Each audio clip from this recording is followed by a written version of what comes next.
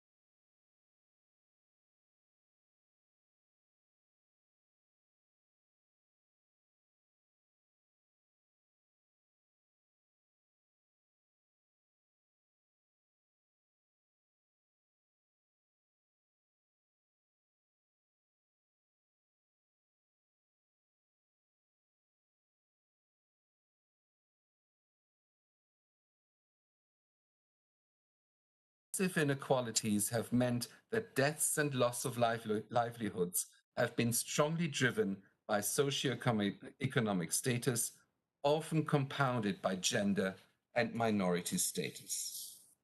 Attempting to save money by neglecting environmental protection, emergency preparedness, health systems, and social safety nets has proven to be a false economy, and the bill is now being paid many times over. The world cannot afford repeated disasters on the scale of COVID-19, whether they are triggered by the next pandemic or from mounting environmental damage and climate change. Going back to normal is not good enough. In adversity, the crisis has also brought out some of the best in our societies, from solidarity amongst neighbors to the bravery of health and other key workers in facing down risks to their own health to serve their communities, to countries working together to provide emergency relief or to research treatments and vaccines. The lockdown measures that have been necessary to control the spread of COVID-19 have slowed economic activity and disrupted lives, but have also given some glimpses of a possible brighter future. In some places, pollution levels have dropped to such an extent that people have breathed clean air or have seen blue skies and clean waters or have been able to walk and cycle safely with their children for the first times in their lives. The use of digital technology has accelerated new ways of working and connecting with each other, like us today, from reducing time spent commuting to more flexible ways of studying, to carrying out medical consultations remotely, to spending more time with our families. Opinion polls from around the world show that people want to protect the environment and preserve the positives that have emerged from this crisis as we recover. National governments are now committing trillions of dollars in a matter of weeks to maintain and eventually resuscitate economy activity. These investments are essential to safeguard people's livelihoods and therefore their health. But the allocation of these investments and the policy decisions that will guide both short and long-term recovery have the potential to shape the way we live our lives, work, and consume for years to come. Decisions made in the coming months can either lock in economic development patterns that will do permanent and escalating damage to the social systems that sustain all human health and livelihoods, or, if wisely taken, can promote a healthier, fairer, and greener world. Let me share with you some key elements that you may wish to consider in light of building back better the Philippine society in light of sustainable development that you have committed to. Therefore, could I please have the first slide, please? The second, please. So many countries actually want now to see their country that with a vision that all people enjoy healthy lives and well-being, living in a healthy, safe, and supportive environment as members of an inclusive society. They want safe societies, they want supportive societies, and they want healthy environments. The next slide, please. So what are, the challenges that we face in health?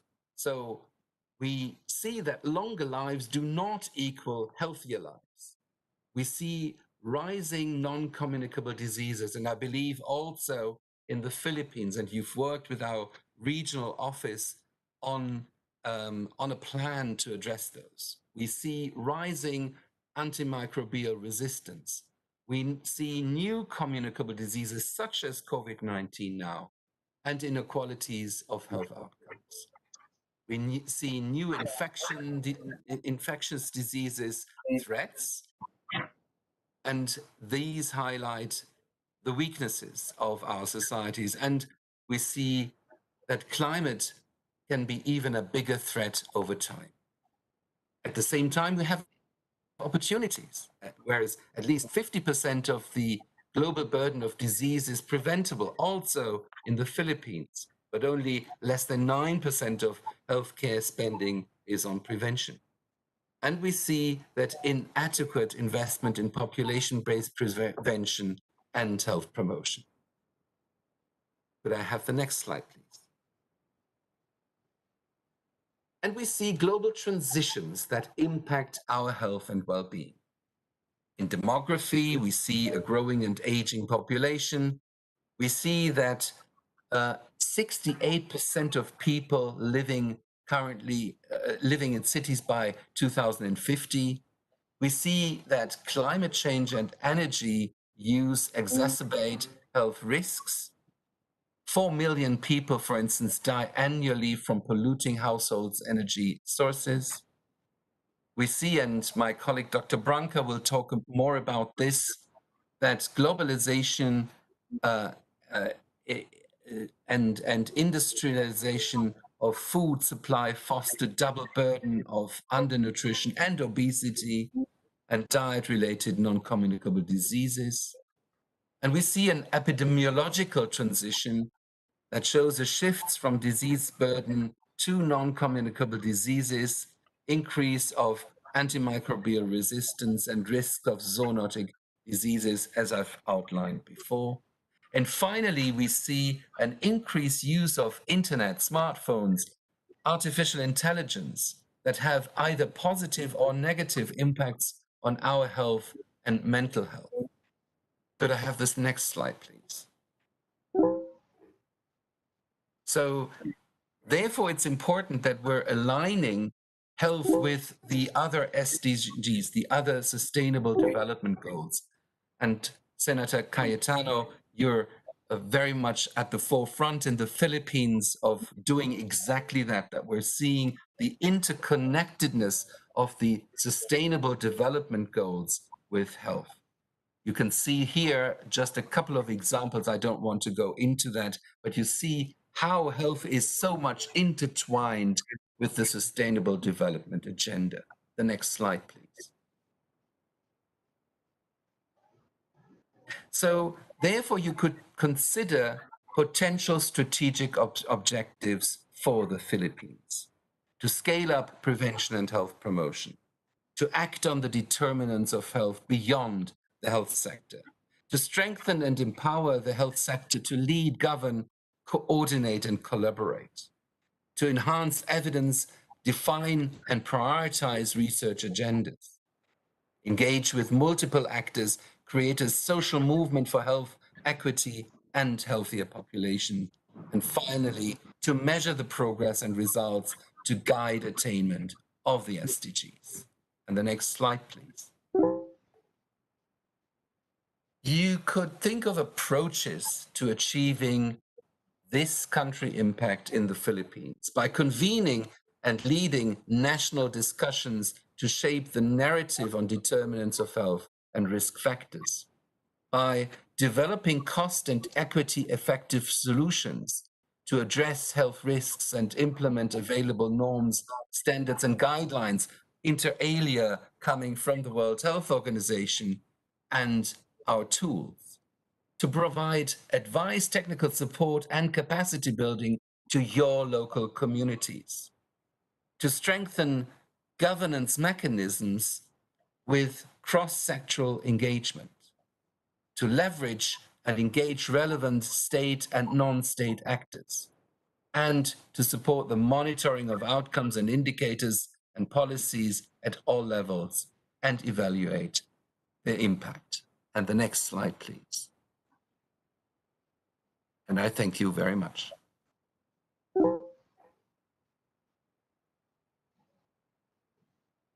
Thank you very much, Dr. Kretsch. Are you able to stay and join us for a little more time, or what is your time constraints? You can. Yes, I can stay. I can stay for a couple of questions now if you want. That I think was the original idea, but then I Yes. would need to leave you. Okay. So let me then proceed to just throw you a few questions. Would you say from the presentation that you gave us, my takeaway there is that one is precisely the objective of this committee, that the health sector works with other agencies precisely to create programs and plans that will really address various health concerns that go beyond immediate maybe control or the normal um, agenda of the health sector. Is that correct? You didn't really elaborate on that, but you did. I think that was like the second or the third point, right? That's what you were driving at. Can I be unmuted? Am I unmuted? Yes, go ahead. Yes, very good. Yeah, Senator, yes, exactly, that's it. We see that health is created by and large outside of the health sector. We say that about 20% of health is created in hospitals and healthcare facilities. 80% is created outside. So the decisions that you take in the Philippines on the transport sector, your energy sector, the way you're creating social safety nets, the way you're driving your education, the way you're addressing gender imbalances. These are all factors, these are policy decisions that you can take that either create health or ill health.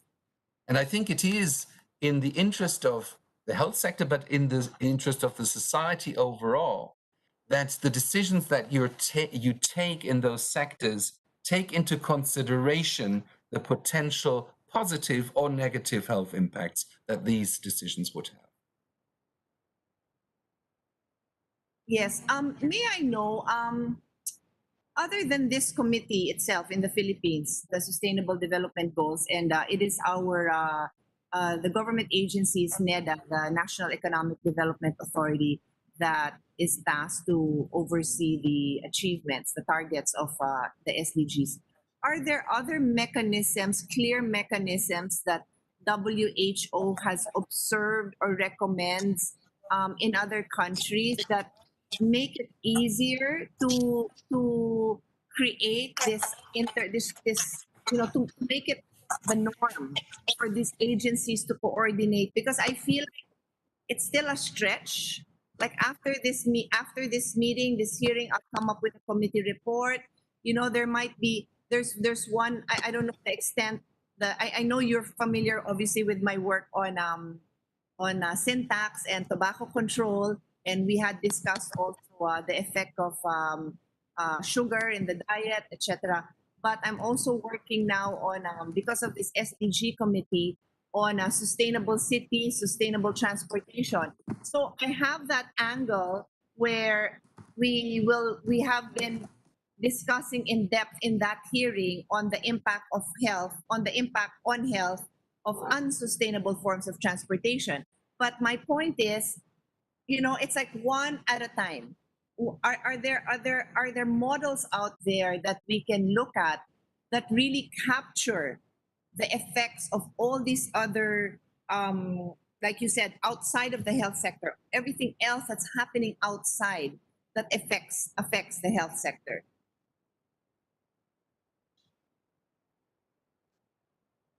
For the last 30 years, a different experience is how you can actually work across sector to have what we call a joined up government, where we look at what we call health in all policies, because we understand that these health impacts in these decisions that are taken outside of the health sector are so important for the development of health in the country. So therefore, yes, indeed, we have learned a couple of lessons. What are they?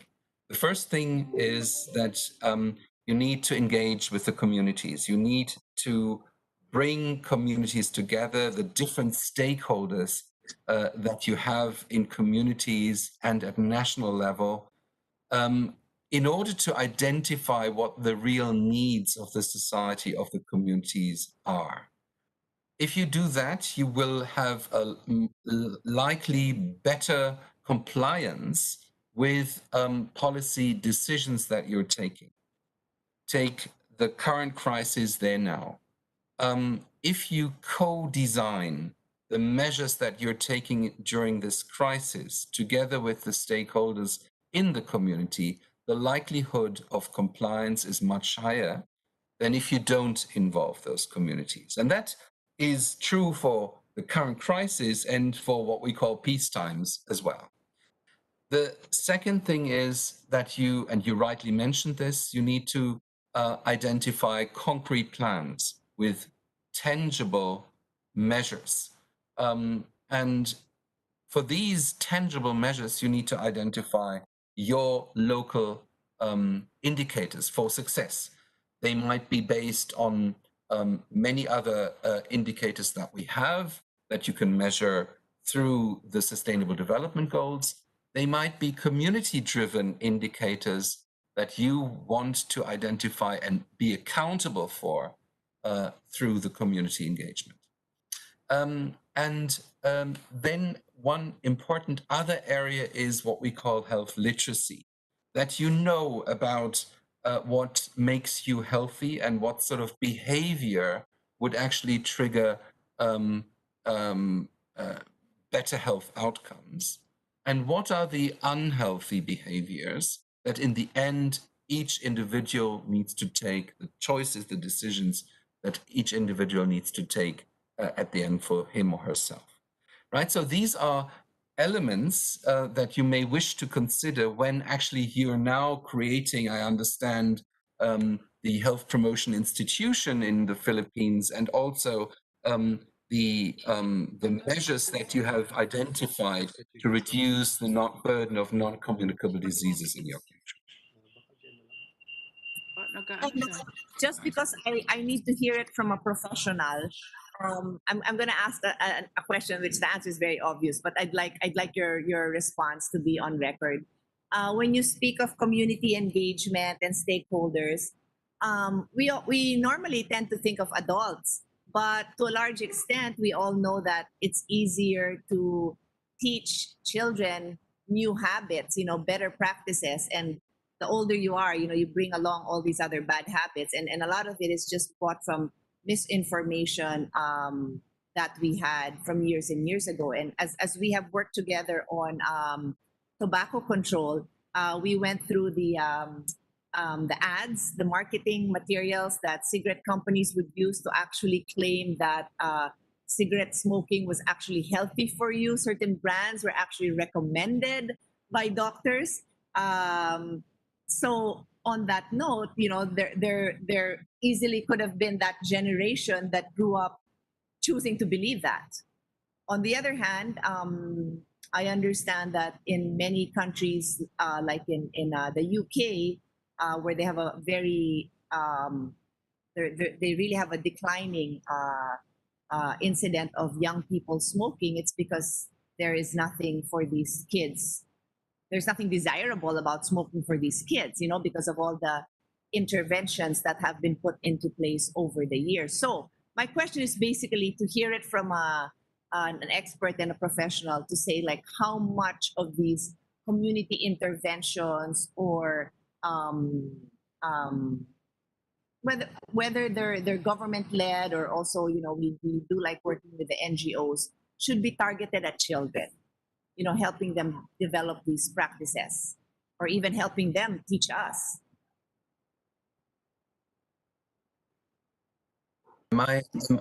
Yes, indeed. Thank you very much.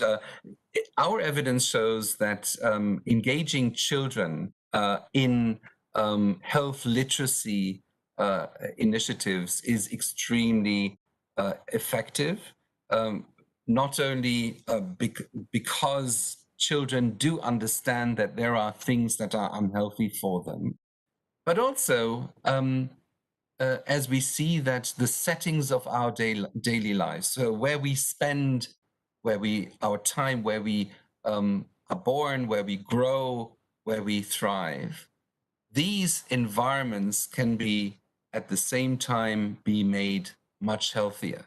So therefore, we have a huge network of tens of thousands of schools around the world that have committed together with us to make the school environment more healthy. To your question with regard to smoking, this year's World No Tobacco Day, we actually dedicated, because we've seen that the tobacco industry deliberately targets our children from 8 years onwards at times. And so therefore we have actually organized a campaign to better understand the tactics of the tobacco industry for children. This was so successful that we had 2.7 billion people using our materials, watching the videos and the campaign that we've developed. And it shows that therefore children are very much engaged in today's societies because they themselves see that they have an interest in having a healthier world. Can you share those materials with us? With great pleasure, Senator, with great pleasure. Thank you. We also, if I may just say, for the more adults amongst ourselves, that we've developed a cessation tool to quit tobacco smoking, because we've seen that during the COVID crisis now, 400 million people are actually taking concrete measures at the moment to quit smoking. And we all know that this is not an easy thing. And we've also seen that national capacities have gone down to help people quit smoking during the COVID crisis. So therefore, we worked with artificial intelligence people and the filmmakers of Avatar to create a person, an artificial intelligence person that can help you individually tailored to your needs to quit smoking. So if there's smokers amongst ourselves here, there's ample opportunities now to quit.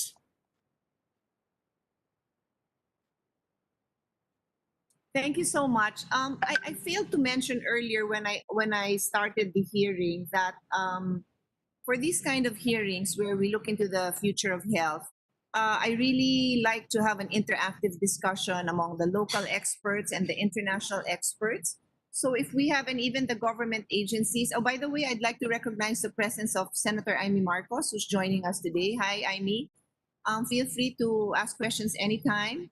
I welcome the questions of our other resource persons. Usually we're more structured in other hearings, but precisely this is the kind of hearing where we're trying to learn from each other. And it's very rare. COVID has brought about opportunities that we did not have before. It was not very common to have, we did not do these kind of hearings at all.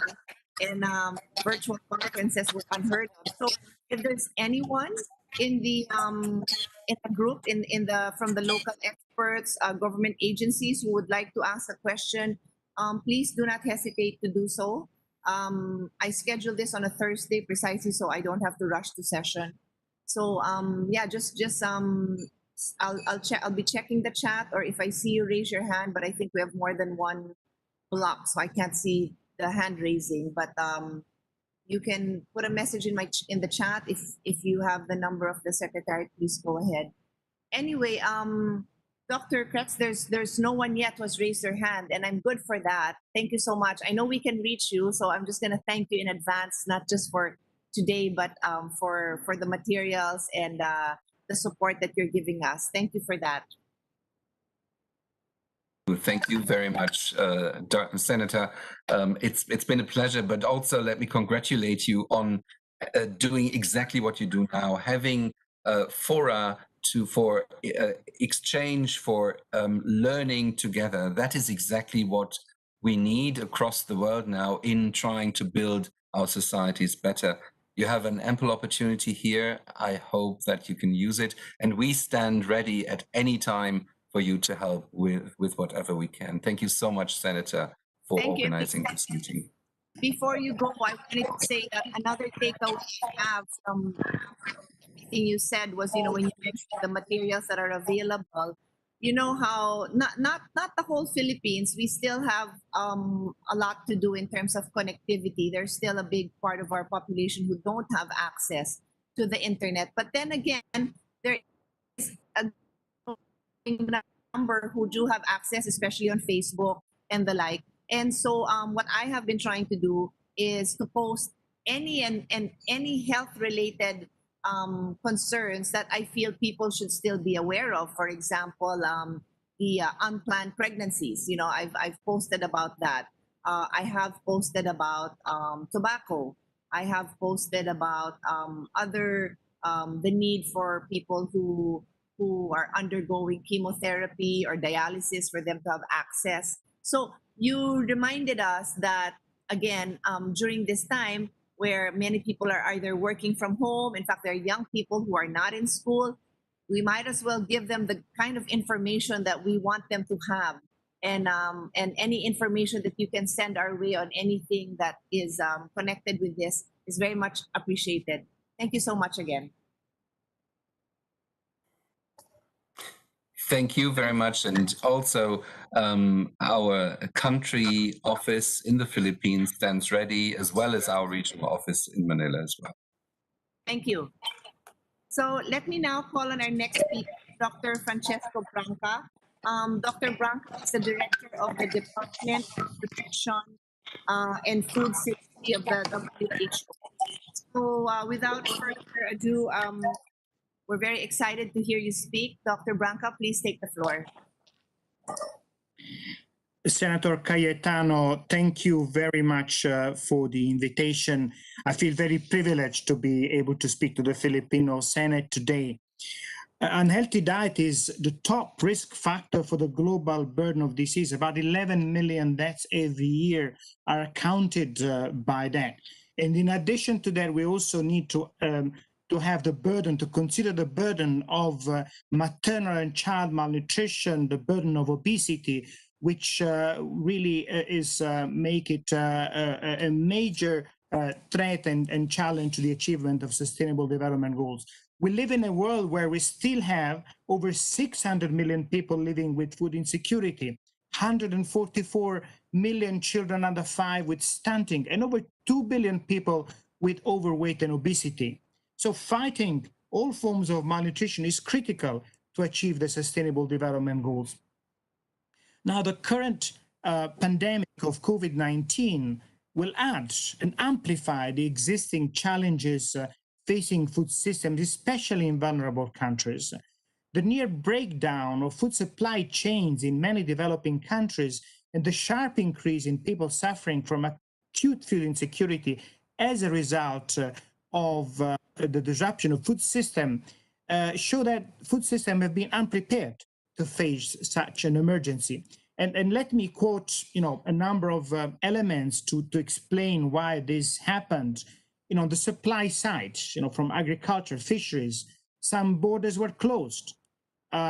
People weren't able to go to their place. Farmers were ill. We had closure of fresh food markets, increased food losses and waste, and particularly this resulted in inadequate access to fresh food. In the food environment, we've seen panic buying, particularly of shelf-stable foods, and therefore a more processed shelf-stable foods. We've seen suspension of school feeding programs and overall loss of jobs, less income, increased opportunity for purchases. What has been the impact on diet? On the one hand, in a bit more home cooking, but then increased use of processed foods and in some cases the need to have more home delivery, particularly for elderly people. We've seen an impact on nutrition. We've seen an impact on food insecurity. There's been an estimate of over additional 135,000 people going into food insecurity.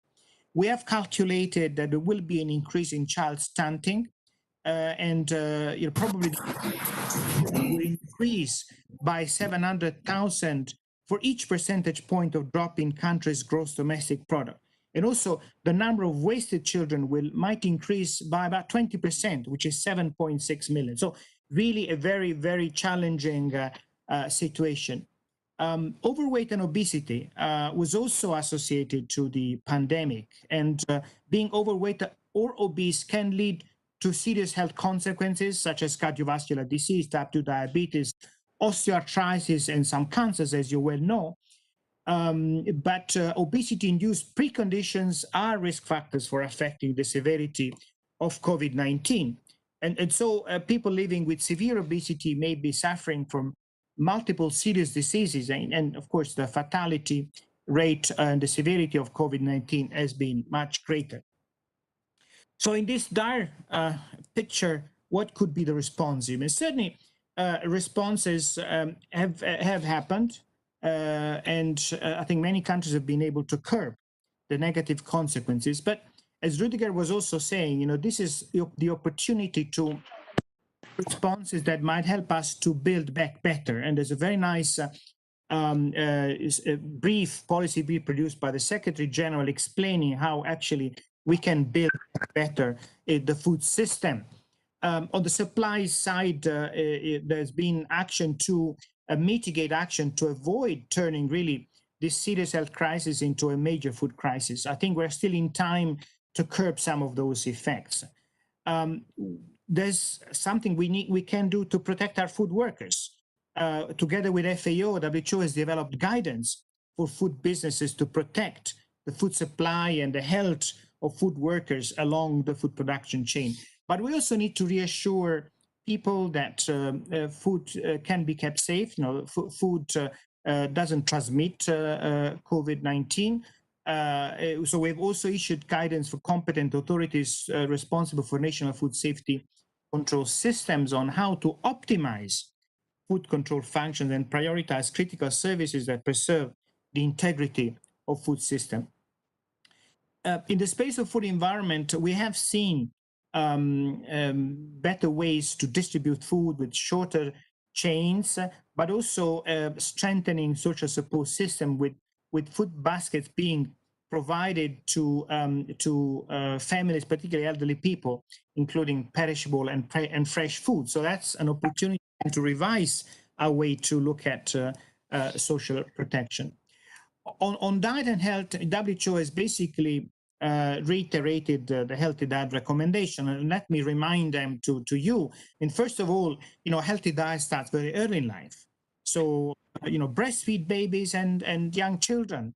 But also in terms of our diet, diet that should be varied. So eat a variety of foods, eat less salt and sugars, eat moderate amounts of fats and oils, eat plenty of vegetables and fruit, drink water every day, and enjoy family meals. So a package of actions and policies that countries, governments can take the responsibilities of, and of course, in collaboration with actors in society, particularly those who are responsible for the production and distribution of food.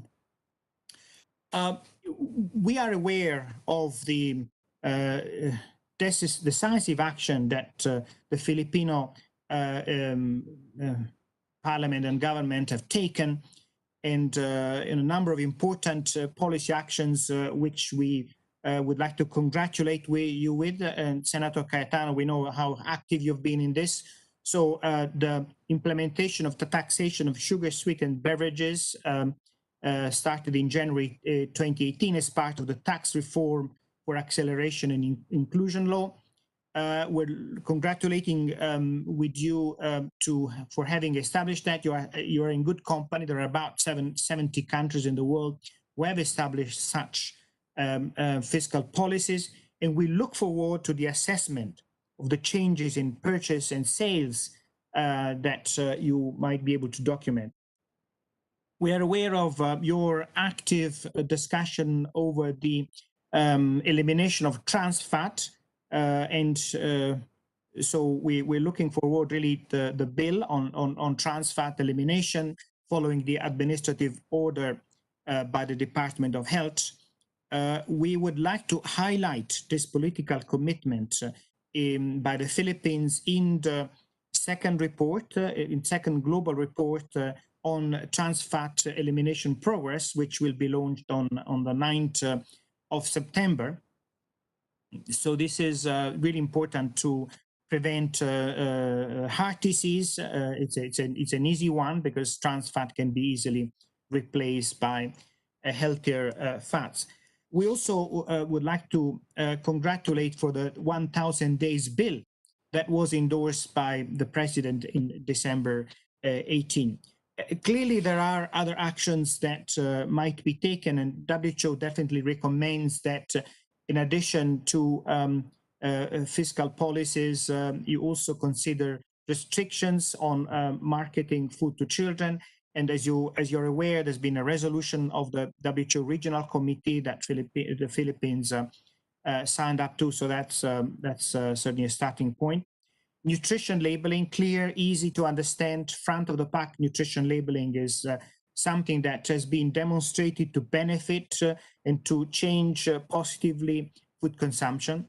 And finally, public food procurements, so that public purchases of food can be in line of dietary guidelines.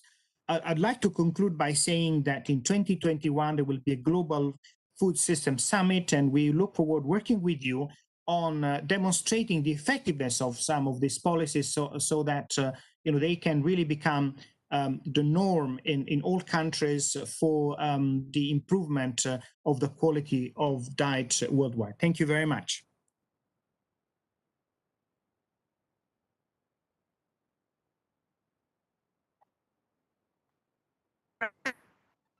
some follow-up questions? Okay.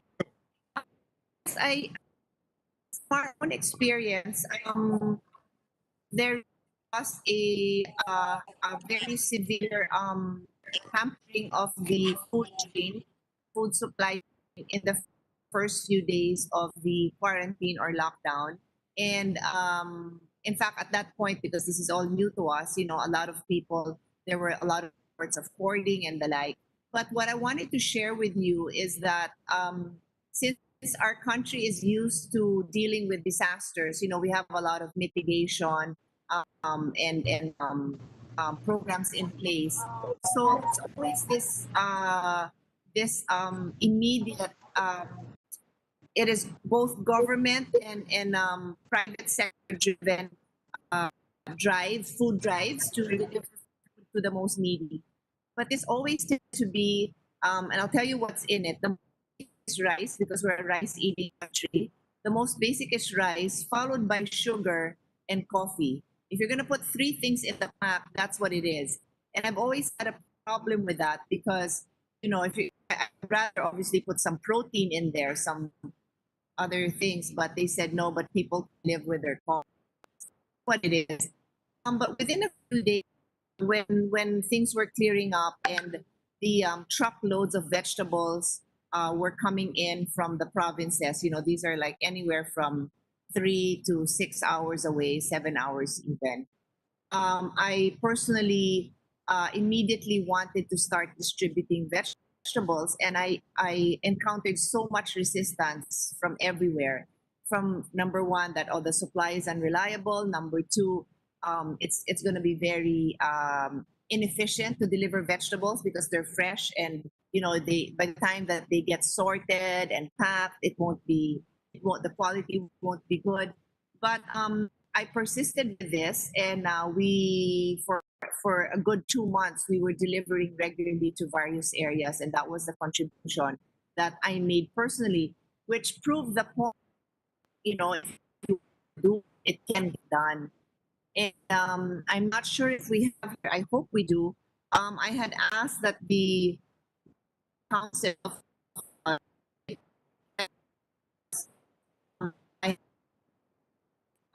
official report back to the president, asking for the nutrition council to step and help people who want to help craft better food packages for people in need. So my reaction is basically, well, one is I wanted to share that with everybody who's here.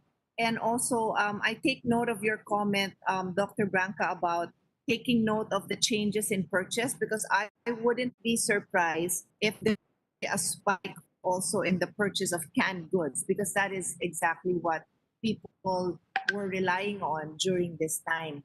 But my question now to you is, when you mentioned early on that through FAO, you know, there are programs directed at supporting farm workers, people in the food industry. My question really is, if we look towards the future, what do we see about the future of food and the future of agriculture that we should be preparing for? Number one, because a big chunk of our population are in the agricultural business. They rely on this as their livelihood. But we know, and there are studies that tell us that in the next 20, 30, 50 years, we cannot sustain the production of food in the way we're used to. So the production itself will suffer, and how do people make this conversion, and how do we assure that it is still healthy? For a country like ours that has a very, I mean, it's basically like an Asian diet, you know, which I know is very different from American diet, maybe the European diet. Any thoughts on that, Dr. Branca? Well, Senator Caetano, I mean, you are giving a picture which has been actually seen by other countries as well. So, you know, the difficulty in ensuring fresh food. But yeah, indeed, that has led to a reconsideration of the way our food system is organized, and with the long value chains are difficult to maintain, and the resilience of the food system is not there. So in many countries, there actually been a rediscovery of the short value chain, with a better connection between particularly the urban areas and the rural areas, with new distribution systems that have been established and considered. So yeah, indeed, not only this experience and this terrible reality of the pandemic, but the consideration that food systems have actually failed to provide the right nutrients to all. The inequalities are enormous in the access to food system, and we've calculated in the latest state of food security report that we've jointly published with FAO that about half of the world population is unable to access healthy diets. 3 billion people. I mean, that's actually not sustainable. So we need to reconsider all that. We need to reconsider food production systems. We need to reconsider food distribution systems, but it has to come from both sides, from the supply side and the consumer side. So consumers' policies, consumers' demand will drive that change, as well as the investment policies in agriculture and the food system. So I think that we need to use these multiple leverages to change what goes in our shops, in our tables, and make it more aligned to healthy diets. That's why the Food System Summit is a great opportunity. We're looking at that with multiple actors, with the idea of having food which is not only healthy, but sustainable for the planet in view of the increase of the population, and then equitable. So these are the variables that we need to consider. Thank you. Yes, because you're right. As policymakers, we may forget that it's consumer driven. It's a business, and so if the consumers are not aware of, or are not primed to look for these kind of foods, then the supply end will just continue to deliver on those kind of foods. Thank you for that, Dr. Wong. And thank you very much, Senator Cayetano, for the opportunity to speak to you. And apologies, I will have to leave now, but I look forward to interacting with you on this important topic. Thank you. Yes, thank you so much. We'll be in touch. Thank you so much for your time. Bye. So let me now call on our next speaker, and she is Dr. Regina Pascua Berba. She will speak on the future of infectious diseases in the Philippines. Dr. Pascua Berba was formerly the head of the Infectious Control Unit of PGH, with experience in health policy development, especially in poor communities. So welcome, Dr. Berba, and you have the floor.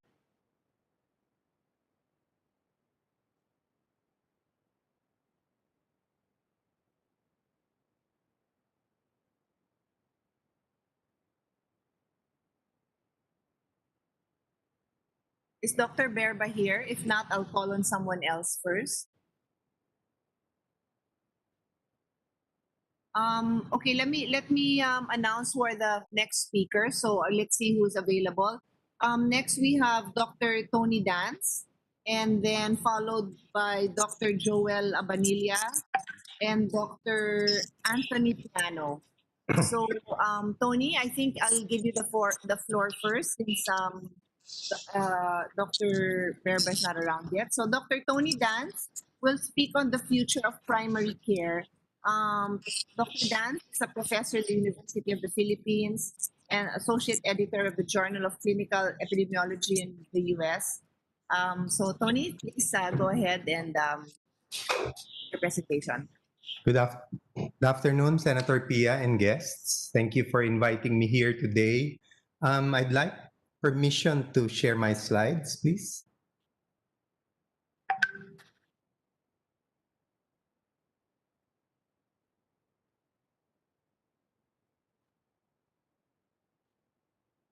So are you able to see my Not desk? yet. Not yet.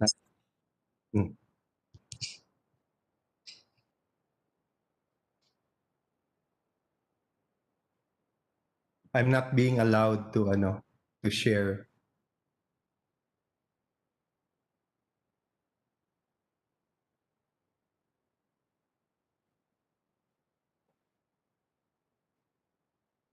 Hmm. Can you see it There, now? there, it's coming. It looks like it's coming out.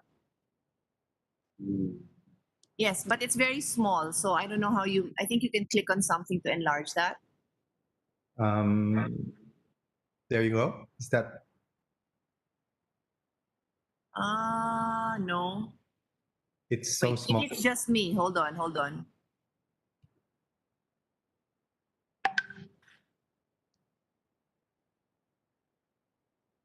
Uh,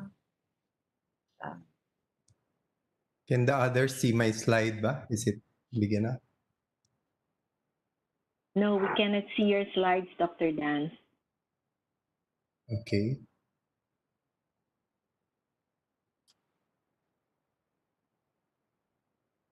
there's like a.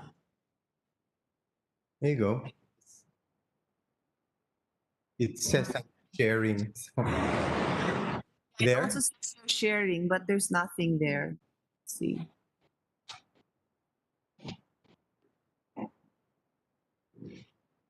Uh,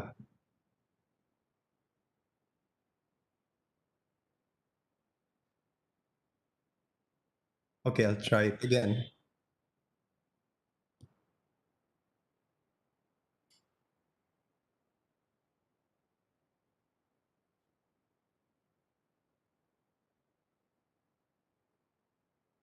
Is it because of the format? I'm directing this to my team and the secretariat. Is it because of the format that you can see all the guests? That's why his slide is just coming out. There's like a small, like a thumbprint size of his slide. Here it is. Try it again. Mm. No, what's actually appearing is like a gallery of the participants. Here, is that showing? No, it's still the gallery of the participants. So maybe Mm. just you can go with the next speaker, Senator Pia. I'll just send this to To my Jo. team. Yeah, Okay. so she can present it. Okay, sige, let's do that. Let's do Sorry. that. Thank All right. you. Let me call on somebody next. Um, is Dr. Burba in? Not yet. Sige, can I ask the team to please contact her? Dr. Joel Abanilla.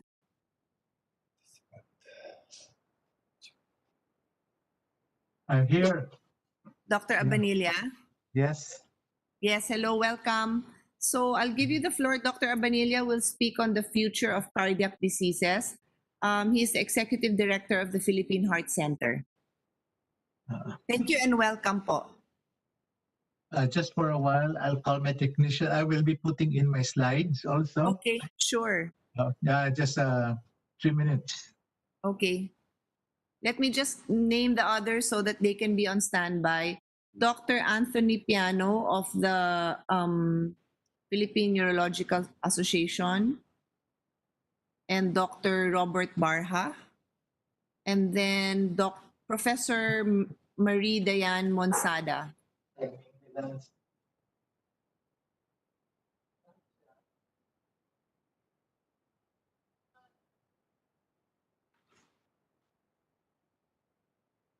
Okay, let's just wait for a few minutes while the slides are being set up.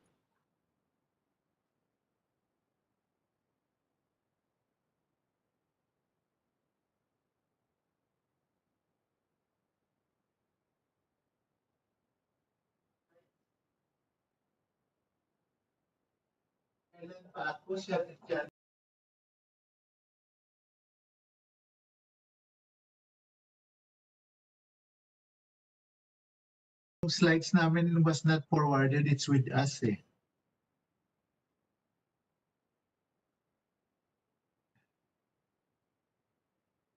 There it is. Okay.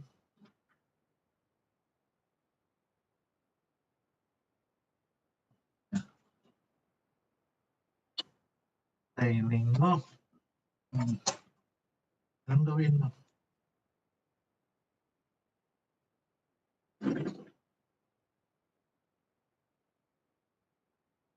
Kasi dalawa na skip, wala, di mapalabas ang ano nila, slides.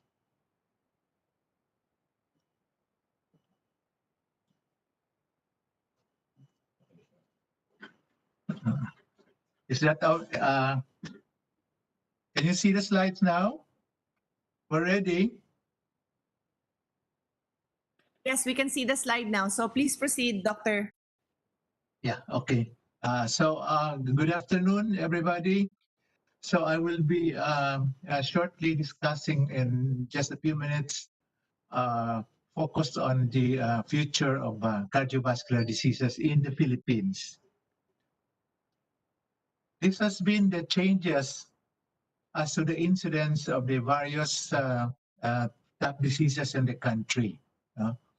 Cardiovascular diseases, of course, everybody knows, surged to the #1 spot. And that accounts for 69% increase from 1990 to 2017. Also, we can see also the surge of diabetes from #12 to #4. So in cardiovascular diseases, it's lumped together.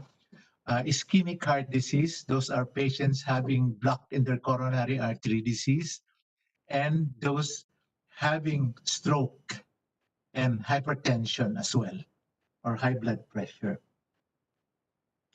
When you go to the leading causes of death in the country, this is circa 2017. The latest now, 2019, is very similar.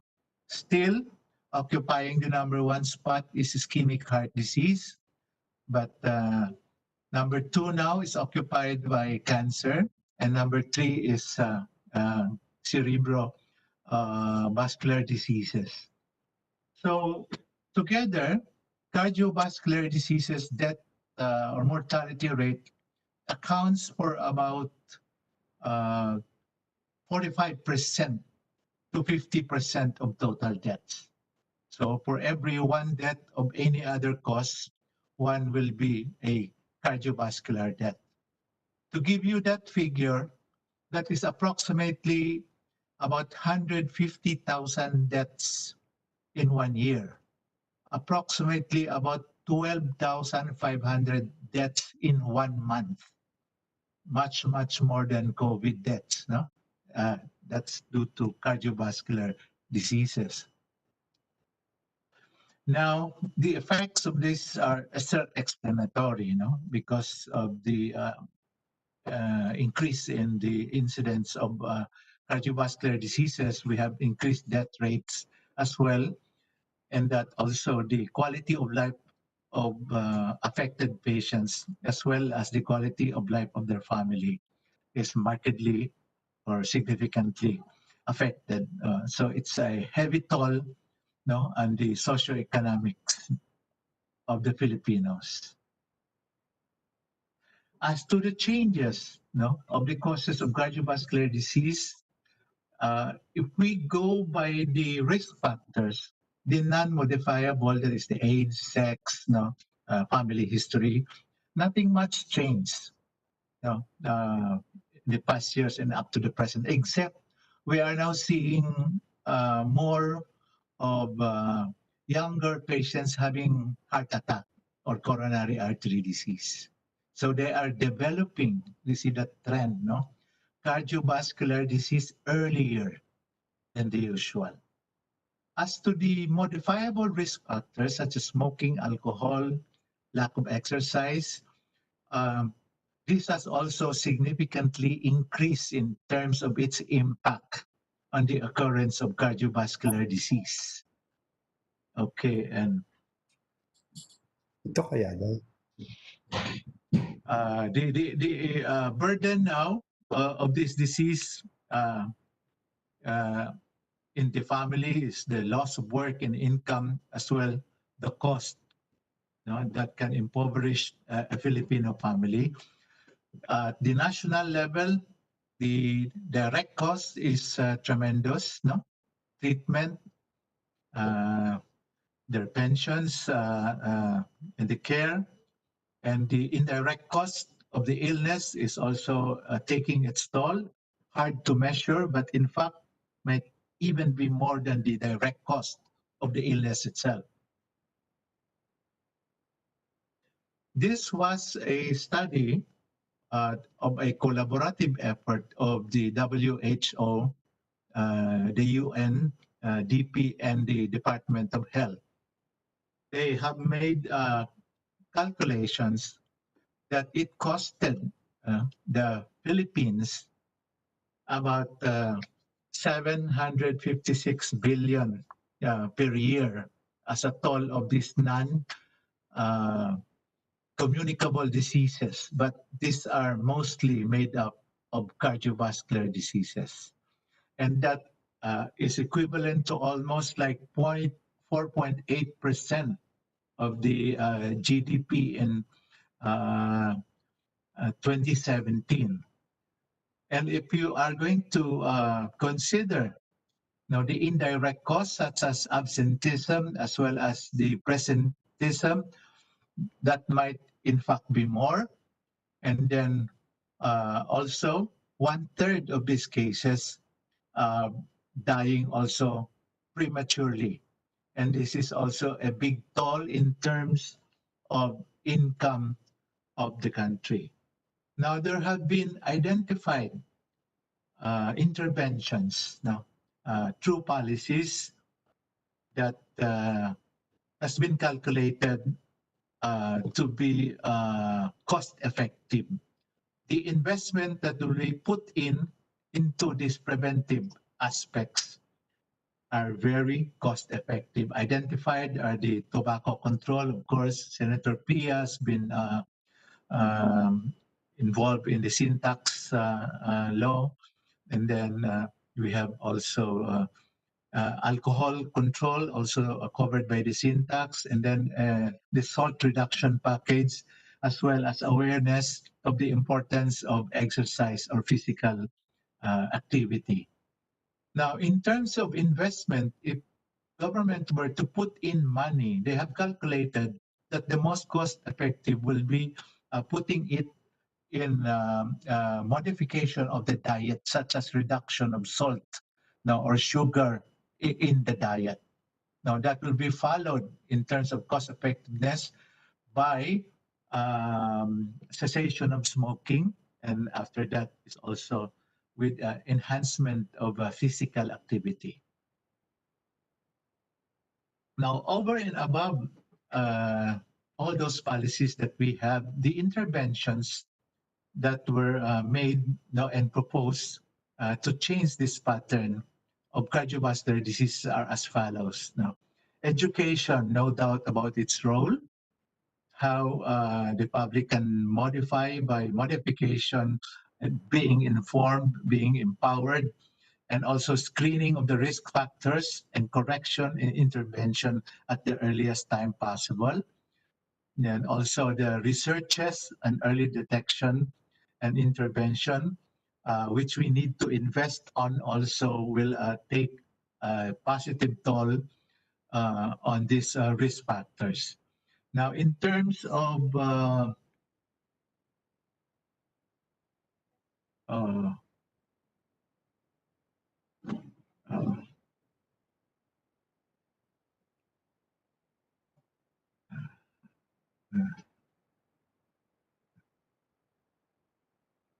so education should cover, no? Also individuals in the urban poor community particularly, and then counseling of the risk factor control are also very important tools, especially like in the blood pressure control, and follow up of these parameters also should be monitored, including parameters such as blood pressure, body mass index, as well as the blood chemistry.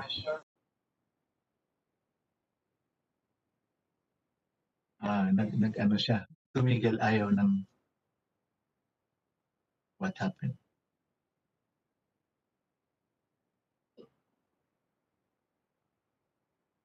Okay.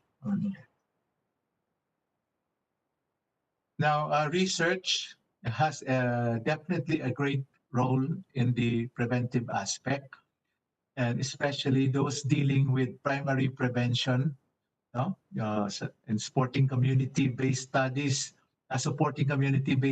on screening of risk factors, as well as the silent diseases, such as detecting them by echo, doing echo on school children to detect valvular heart disease. Now, the trend really for the future is lifestyle modification, and medicines will be targeted towards also making sure that this modification happens. Now, there will be also emerging technologies right now, a lot of them, such as your PCI, or that is your coronary angiogram and angioplasty, the valve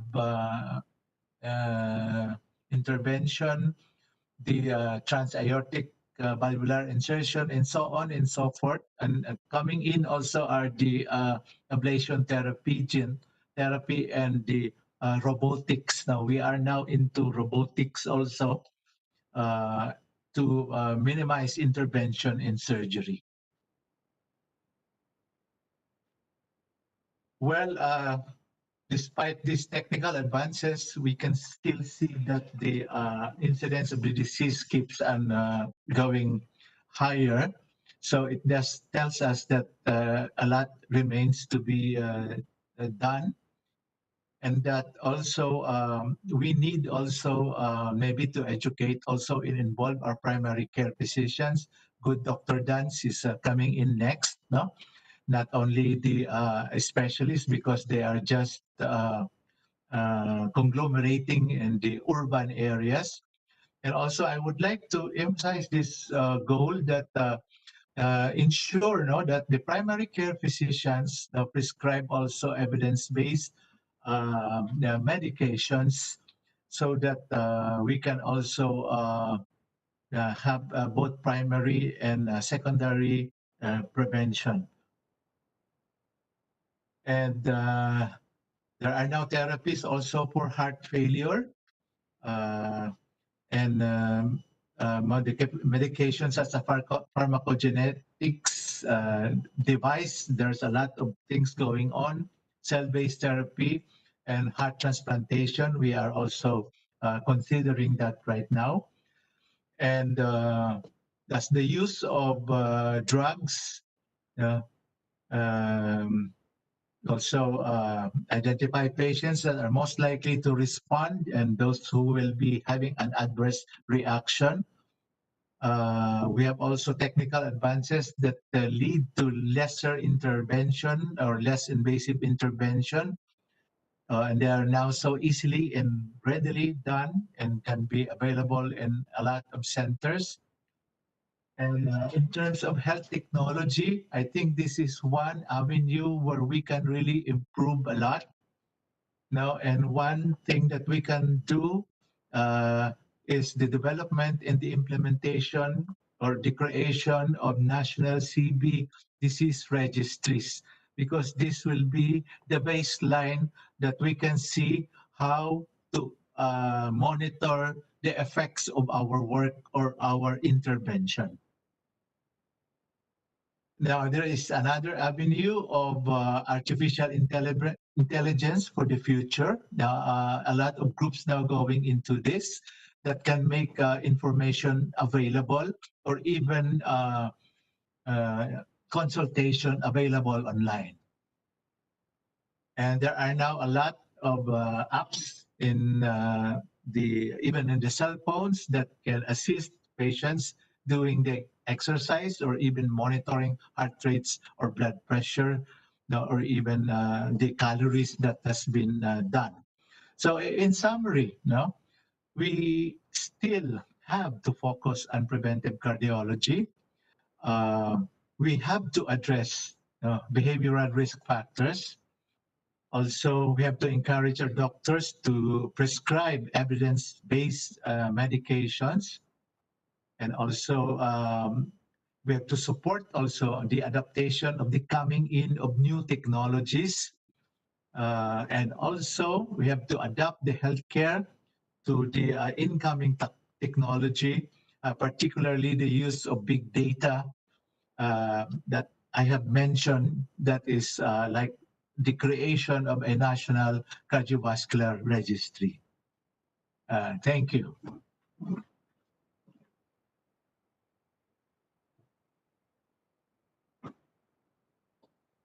Thank you, Doc. I'm just writing something. Give me 10 seconds. I might forget my notes. Okay.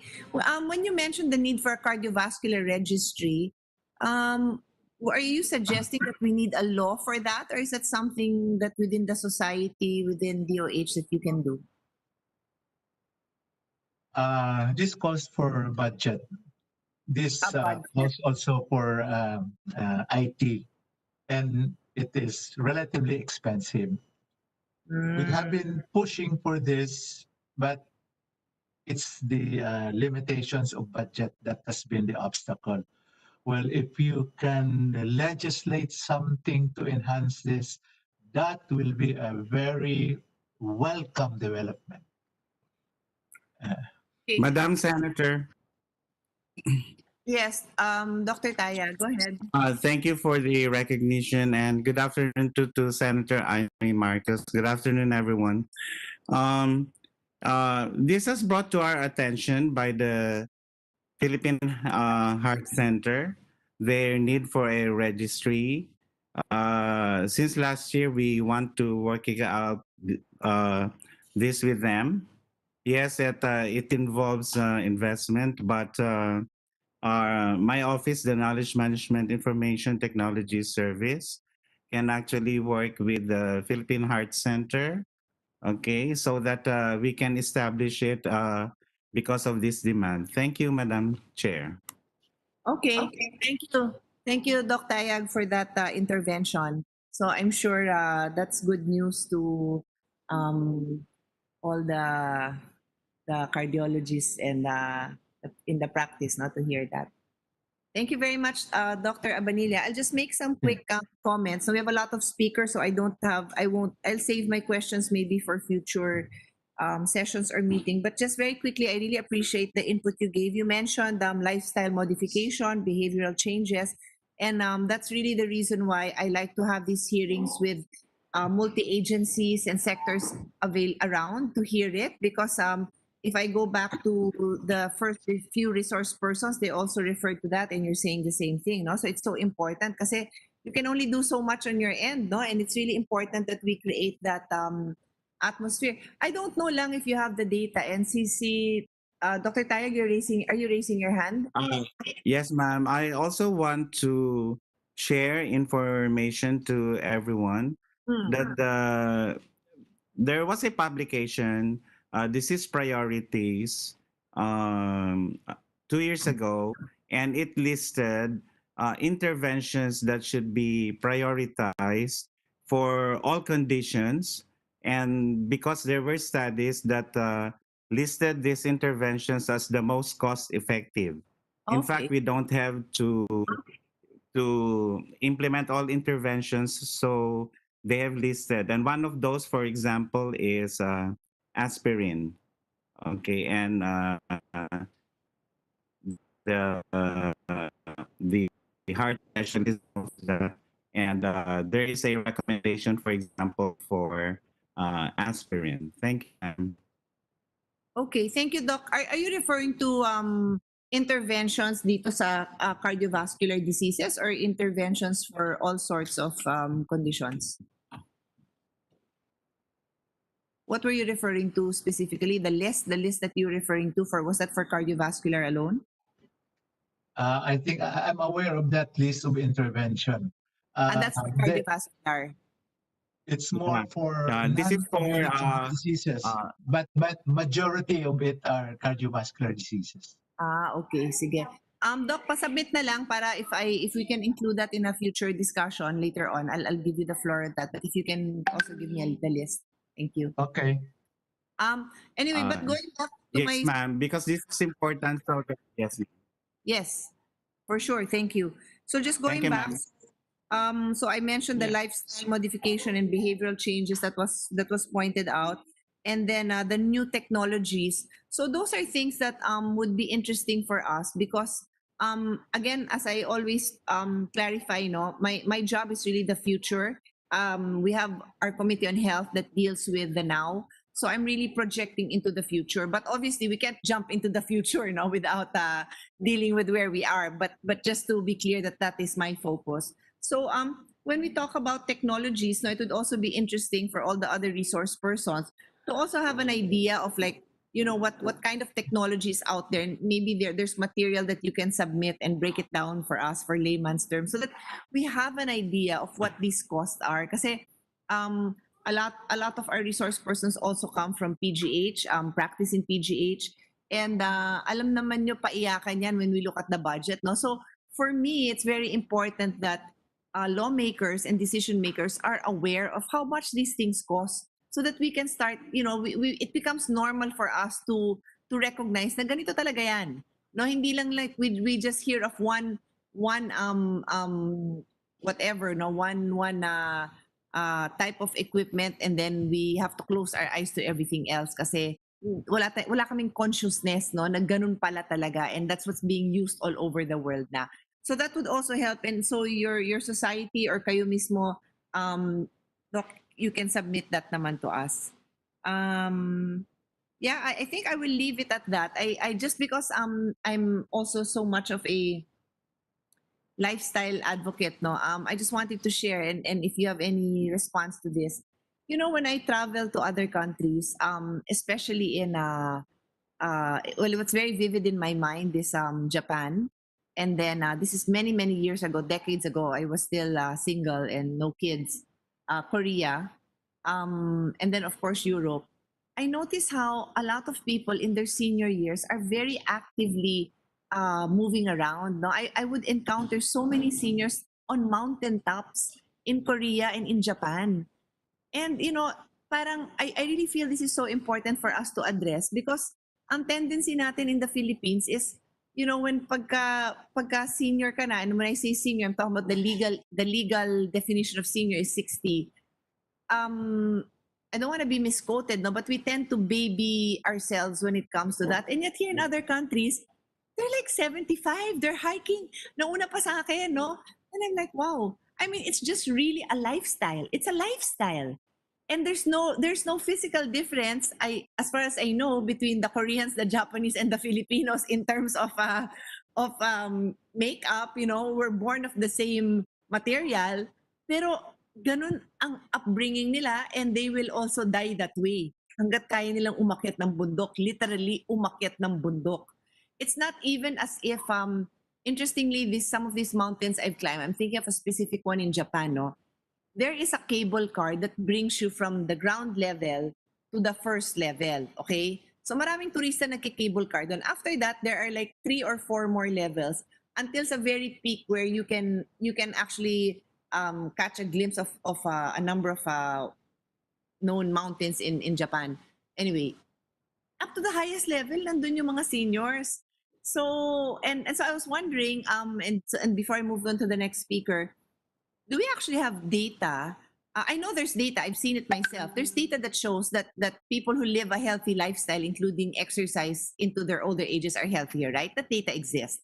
But do we have data comparing Filipino seniors' lifestyle with seniors in even other Asian countries? If we don't, then can we commission such a study? Because I really, those who are privileged, can go to the nice manicured golf courses. Ang sarap naman talaga, no? And they worked hard to deserve that. My father was loved playing golf on the weekends, etc. But I'm talking about the average Filipino who doesn't have a golf membership, who can sana just go up a mountain if may mountain near them, or can walk around wherever it is. I don't know that is really an ingrained practice with Filipinos. Would you have an answer to that, Dr. Abanilla, or anyone else?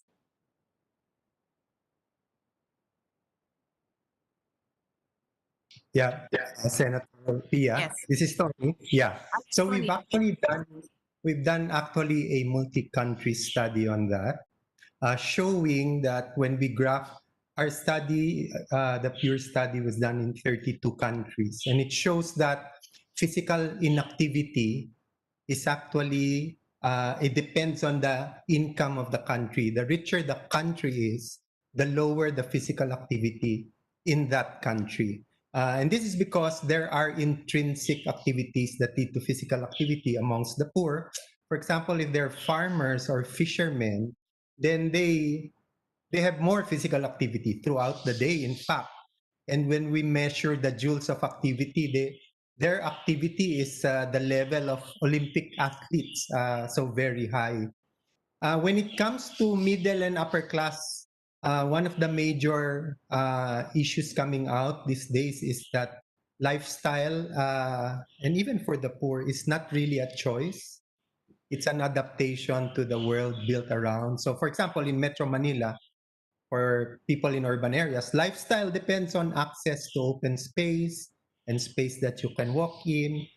Smoking depends on the price of tobacco, and so does alcohol. And eating fruits and vegetables depends on the price of fruits and vegetables. So, in the interventions are shifting from educating people to creating an environment that is conducive to healthy lifestyle, so that it becomes the default.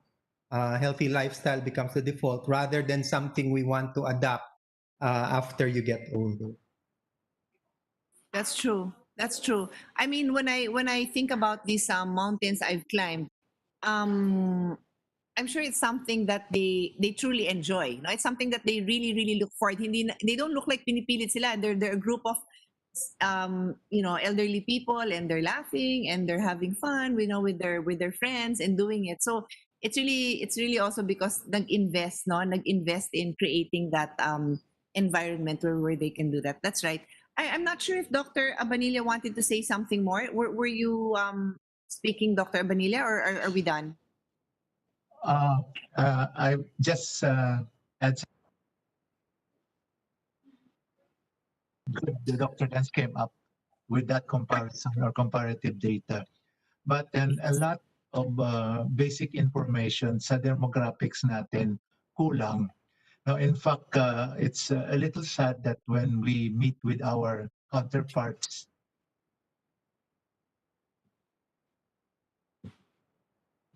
meetings or international meetings, no, our data is one thing. So it's really time to improve or come up with our own. We are improving right now, of course. With the help, of course, of the Department of Health, no, they can also assist us in creating this pool of data. Now, in terms of exercise, medyo sa kultura din no? Yeah, you're very right that in other countries, you could see the elderly moving around and are involved in a lot of physical activities. Whereas sa atin, they are more confined at home, maybe not moving around. So that is, again, another avenue. That is, I think, just an extension or a reflection of what we lack. Yeah. Yeah. And anyway, let me end on this note. I want to give the floor to Dr. Tony. But I also realized, based on both of your inputs, that a lot of these seniors now who are engaged in active lifestyle, they also had the benefit then of being active when they were younger. So they just carried it through. No? So my dad died at a young age, only 68. But he already had that active lifestyle. So he and his friends are still alive. Nag-golf pa sila, pupunta pa sila sa gym kasi nga naumpisa nila when they were younger. They had that opportunity. Anyway, we will talk more about that later. I'd like to give the floor now to Dr. Tony Dance. Tony, go ahead. Yes, thank you. Thank you very much, Dr. Abanilla. So my slides visible now? Yes, okay. So I needed system permission kanina. So I'm going to present some strategies and data on primary care. That really comes from a group, and I just want to make sure I cite them properly. From the Philippine Primary Care Studies, study funded by PhilHealth and the Department of Health in collaboration with UP, the people of Samal Bataan and Bulusan Sorsogon, who contributed a lot to what we're discussing today. So I just quickly through three parts of my talk on the future of primary care. Number one, what is primary care? Two, just a few slides on why we need it. And then three, on the assigned topic, which is a dream. What's the future of primary care? So this is, for me, a figure of primary care that most people can understand. If primary care were an ocean, it can be divided vertically into specialties like allergology, heart disease, cardiology, surgery, gastrointestinal disease, etc. So vertically or horizontally into primary, secondary, and tertiary care. So primary care is like snorkelers. They swim shallow, but they can swim far. They have a broad scope. Secondary care is made of specialists who can swim deep, but not as far. And tertiary care is when these same specialists have to render procedures in a special facility. So why do we need that? So this is the schematic diagram of why we need primary care in our current system, which are now trying to revise. A patient gets lost in the healthcare system and has to decide on their own. Do I go straight to a hospital facility or maybe specialist muna? Or do I just buy medications or have some lab tests before I go? And very few people know what primary care is about. So primary care is about giving patient a single entrance to the healthcare system. So the primary care provider is the first contact with the patient and is able to provide comprehensive care. Primary care providers are also coordinators for the service network. So they admit or refer when necessary and have the labs coordinate the conduct of lab tests and the purchase of medications. And fourth, they're also the principal point of continuing care. So this is the definition, 4-point definition adopted in RA 11223 or the Universal Healthcare Law. So on to why do we need it? So this is just a summary of the evidence on primary care showing it improves health outcomes. So strong evidence that it leads to a reduction when you invest in primary care. It leads to a reduction in all-cause and cause-specific mortality. Strong evidence that continuity of care in primary care leads to a reduction in all-cause mortality. Strong evidence that it leads to reductions in maternal, neonatal, and child mortality, especially in low middle income countries, and strong evidence that they can have a positive impact on measures of severity of depression, anxiety, and suicide. In terms of health system efficiency, there's strong evidence that continuity of care can reduce total hospitalizations.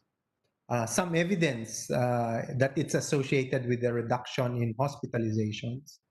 Strong evidence that greater access to primary care leads to reductions in avoidable hospitalization. Some evidence that it can reduce hospital costs.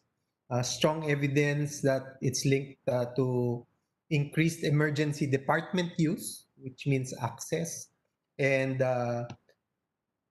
some evidence that there's improved access to primary care can reduce total healthcare costs.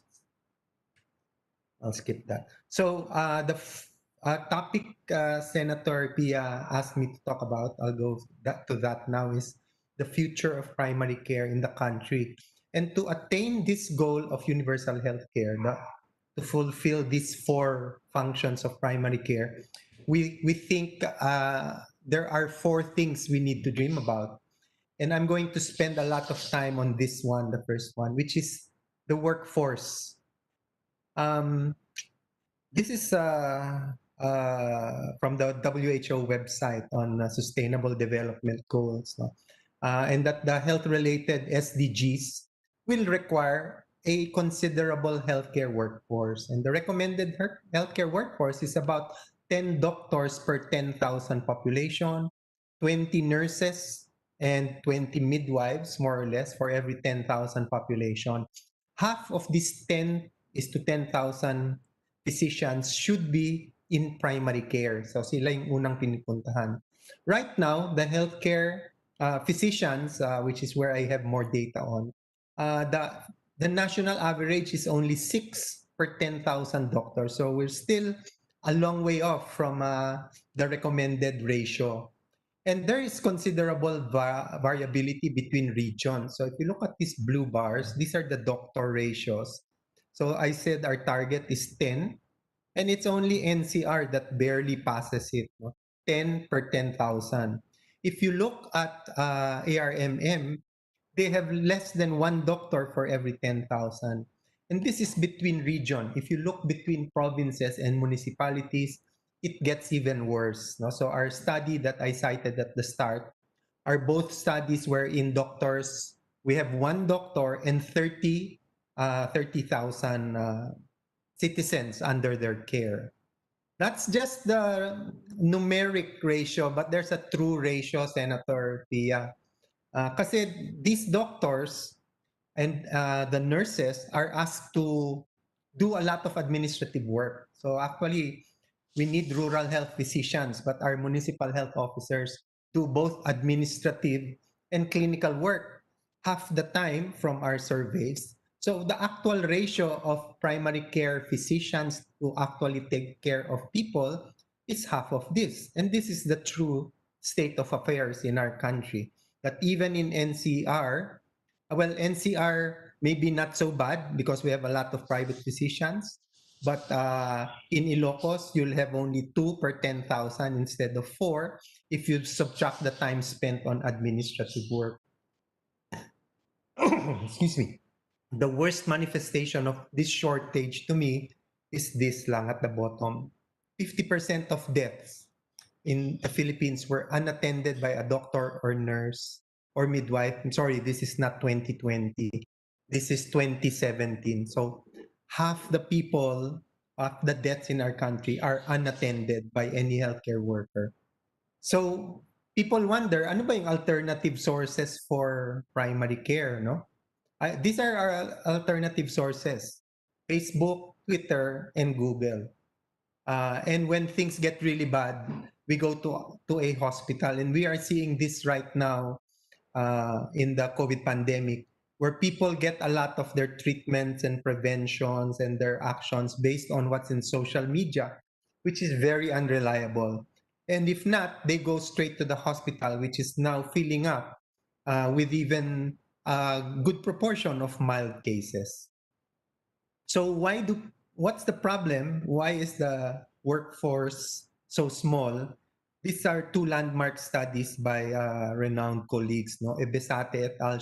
Did a study on why healthcare workers stay. They stay to serve the country and to be with their family. Unfortunately, you cannot feed your family with nationalism. And so another as important study by Lorenzo et al. Why do they leave? And the main reasons are underemployment. So they are paid much less than what they were trained, what they deserve from what they train. So they are contractuals or worse, even job orders. They are misemployed and are subjected to a phenomenon called deskilling, where they train for years to be nurses or doctors, and then they end up, the nurses especially, end up becoming secretaries or even operators in wherever, no? And their unjust working conditions, the Magna Carta benefits are not issued regularly, and this leads to a lot of unemployment. So what's the dream? This is our first dream po. A personal primary care provider for every Filipino should be something we aspire for in the future. And there are many ways, many things that need to be done. We need to recruit a workforce with a minimum quantity with maximum quality based on the WHO recommendations, provide scholarships for healthcare workers, recruit from indigenous populations, reorient healthcare profession education to promote careers in primary care. Ito po important, we need to recognize primary care as a specialty to give it the value that it deserves. Right now, the only accepted primary care specialty is family medicine. And the academy has 7,000 members, but I was told this morning only 4,000 are active. So we really lack a lot of primary care providers. So pediatricians, internists, and geriatricians can give ample support. And of course, nurses, midwives, and ito po, I italicize this and put this in red because this is a potential legislation where we can think of professionalizing our barangay health workers. They are, after all po, Senator Pia, they are the main bulk of our healthcare workforce. They are not trained and they are poorly paid. Of course, I think we should also strongly recruit public health specialists to work side by side with our primary care physicians so that they can be free to take care of the sick and maintain the health of the citizenry side by side with our partners in public health who are more trained in managing or attending to administrative functions in the barangay health units. And then we need to retain them. Another issue for potential legislation is increasing the salary grade of healthcare workers. I think one thing we see in the COVID pandemic is the risk associated the work. And it's not, while we see it more now in the pandemic, this is actually something that happens every day. We see patients with tuberculosis, pneumonia, and many other infectious diseases. Provide the Magna Carta benefits. And ito po, matagal na pong pinag-uusapan pero hindi ho umaandar. Possibly legislation, an international treaty on healthcare worker recruitment. The unwritten strategy of countries like the US and the UK is this. They have a problem with primary care. They don't know where to get the money for primary care. And guess what they do? They make us train primary care and then they recruit the people we train. So tatanim natin sila ang nag-aani. And a treaty should impose some restriction on this because it aggravates inequities. So perhaps we can require them to pay for the training of any primary care providers that they recruit, perhaps twofold so that it can make up for lost time. So quickly na lang to three other dreams. Financing. Our dream is sufficient funding for all primary care services. We think we should abandon this tedious process of registration. If you're Filipino, you should be eligible. Registration is an obstacle to benefits, expensive, and gives a wrong incentive to the LGUs. All services should be covered, and instead of restricting the diseases we cover, we should restrict and put a cap per Filipino regardless of illness. Maybe add benefits for priority diseases, benefits for specialty care, of course, which is partners of primary care. In our study sites po, we cover for transportation in remote areas. Some barangays are 2 hours away from the rural health unit. So we've devised a validation system where the doctors can prescribe and PhilHealth can pay for transportation services by bangka or tricycle. And this has really led to an increase in consultations in our remote sites. Also, another dream, health information system, one patient, one record. Hindi yung pag pumunta ka sa ospital na to, iba yung record. Pag pumunta ka from one island to another, iba yung record. This requires records that are simple to use, interoperable, that automates many of the administrative tasks that take up their time. But we also need to rationalize the data we collect, because our study shows that our barangays collect about 3 to 5 kilograms of data every month, and they send it to the rural health unit, which collates maybe 10 barangays. And it really takes a lot of time and effort for them. And then we also, these records must connect not just the doctors, but the nurses, midwives, and BHWs, so that there can be some task shifting. Hindi lahat nasa balikat po ng doktor. And then national connectivity was already cited. If we have electronic records, wala akong gagawin yung data in isolated laptops or phones. They need to be transferable to other sites so that the benefits can be transferred, and the aids, this will aid needs assessment, enable disease surveillance. So one of our main problems in the pandemic is our manual surveillance system, or our semi-manual surveillance system, which leads to a lot of delays and problems with data. It's also a deterrent to corruption and enables PhilHealth and DOH to control quality of care. Lastly po, but still very important, is yung engaging the community in moving to a strong primary care system. So the dream is primary care workers endeared by the people. So there should be correct messages that primary care is not the lowest rung. Mababa ho ang tingin ng mga tao sa primary care. GP lang tumingin sa akin, or family med lang. Mataas po ang tingin sa specialist. So we need to message that primary care is the foundation. It's not the lowest rung. So primary care physicians look at not just one part of you, but the whole of you. Not too early, but not too late, and not too much, but just right. No? So hindi sobra, hindi kulang ang matatanggap mo. And the media for doing this, the proper strategy would be community engagement in organizing primary care, town hall meetings. We've also developed videos, tarps, and brochures, and tri-media campaigns. We also need legislative and executive champions to push for primary care and enhance its image to the people.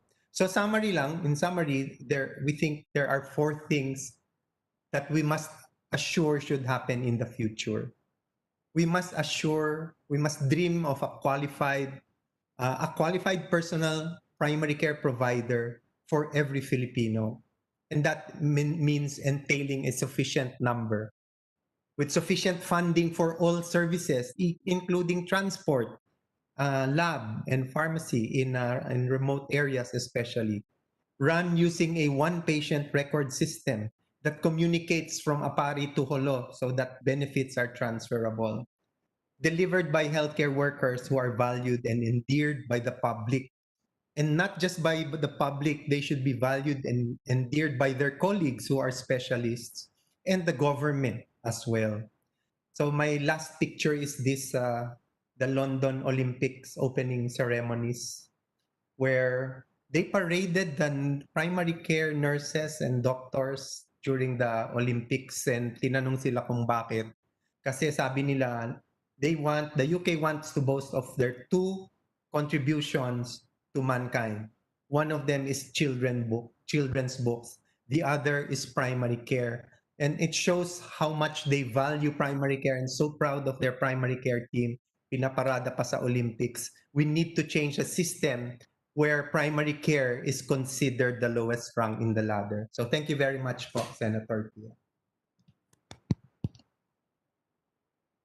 Thank you very much, Dr. Tony. Well, you said a lot, and since I have a lot of resource persons today, I will save my questions for some future discussion with you. But I did want to ask a few things, no? Like in one of your slides where you talked about you gave some recommendations, no, on number 1 is like a treaty of some sort. We can discuss that further, because years ago when I chaired the Committee on Health, that was already something recommended, and I actually forwarded that recommendation and keep on talking about it, that we enter into it doesn't even have to be a treaty, kasi usually the hiring authorities are either states or directly the hospital. So it could be more of a policy that we have among within our own, like with the recruiters, the universities that produce the nurses.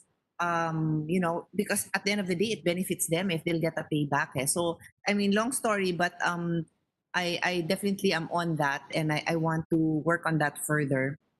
And then I wanted to ask you if you can just submit to us very specific targets on the number of health workers we need. I mean, you had a number there like 4,000, but I wasn't sure if that's the actual primary care doctor or if you have further breakdowns on the nurses. And I'm also an advocate for nurse assistants. We don't even have that in our plantilla, as far as I know.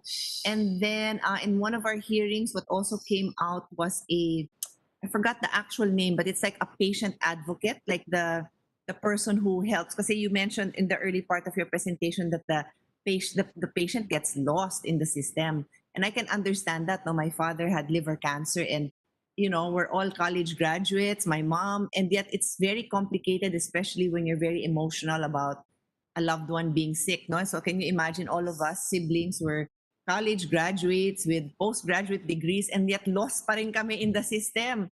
So what more pa for other, countrymen of ours who are not even used to dealing with any kind of doctor. Anyway, so I'm also looking at that position, yung parang patient advocate, no, to be part of that whole picture. So we can have further discussions of this later on. I just wanted to put it out there that those are my immediate reactions. But as you know, I like having this discussion. So we'll park that for another time so I can put on record the other resource persons. Thank you, Senator Pia. Thank you so much. Thank you. All right. So sorry, Tony, are you still there or did you go? Can I ask you pa? I remember I had one more question pala. I'm here. Are you still there, Tony? Yeah. Yes, I'm here. Yeah. This was another question. I had a note here.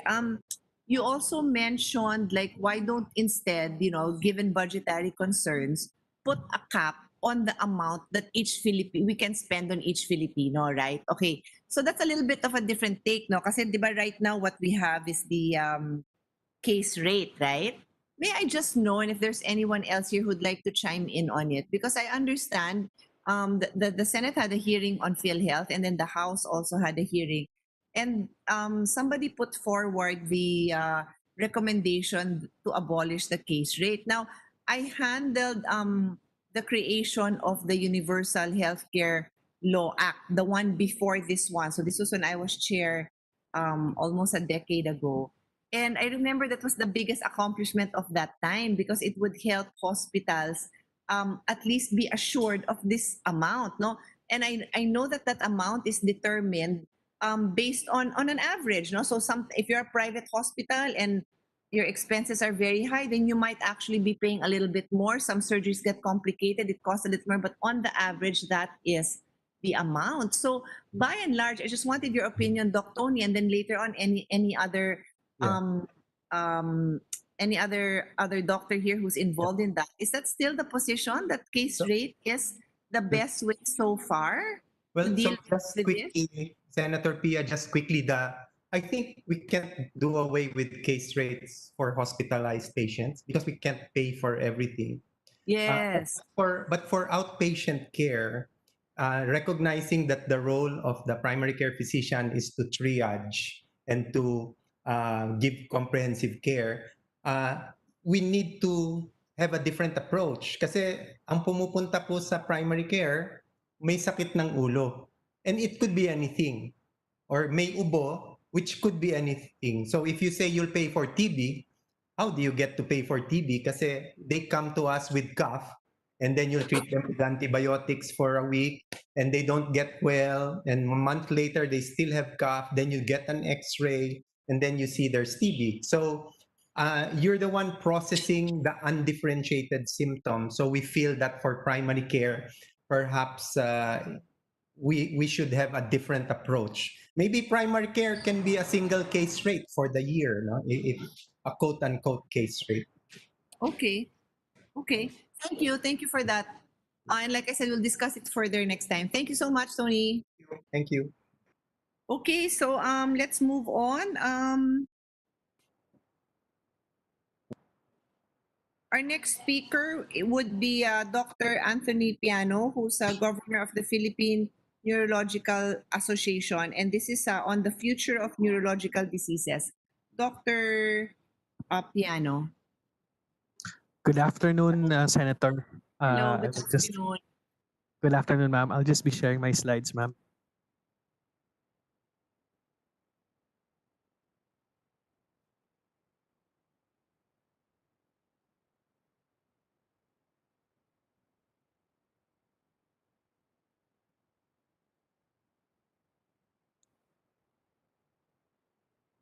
I'm sorry, ma'am. I can't share my slides yet because Dr. Dance is still on sharing his application. Can the Secretariat override that? Actually, it's not shared. So, I'm sorry, It sir. still okay. says viewing Antonio Dance there. Thank you, ma'am. Did it stop? Okay. It stopped, yes. Sorry.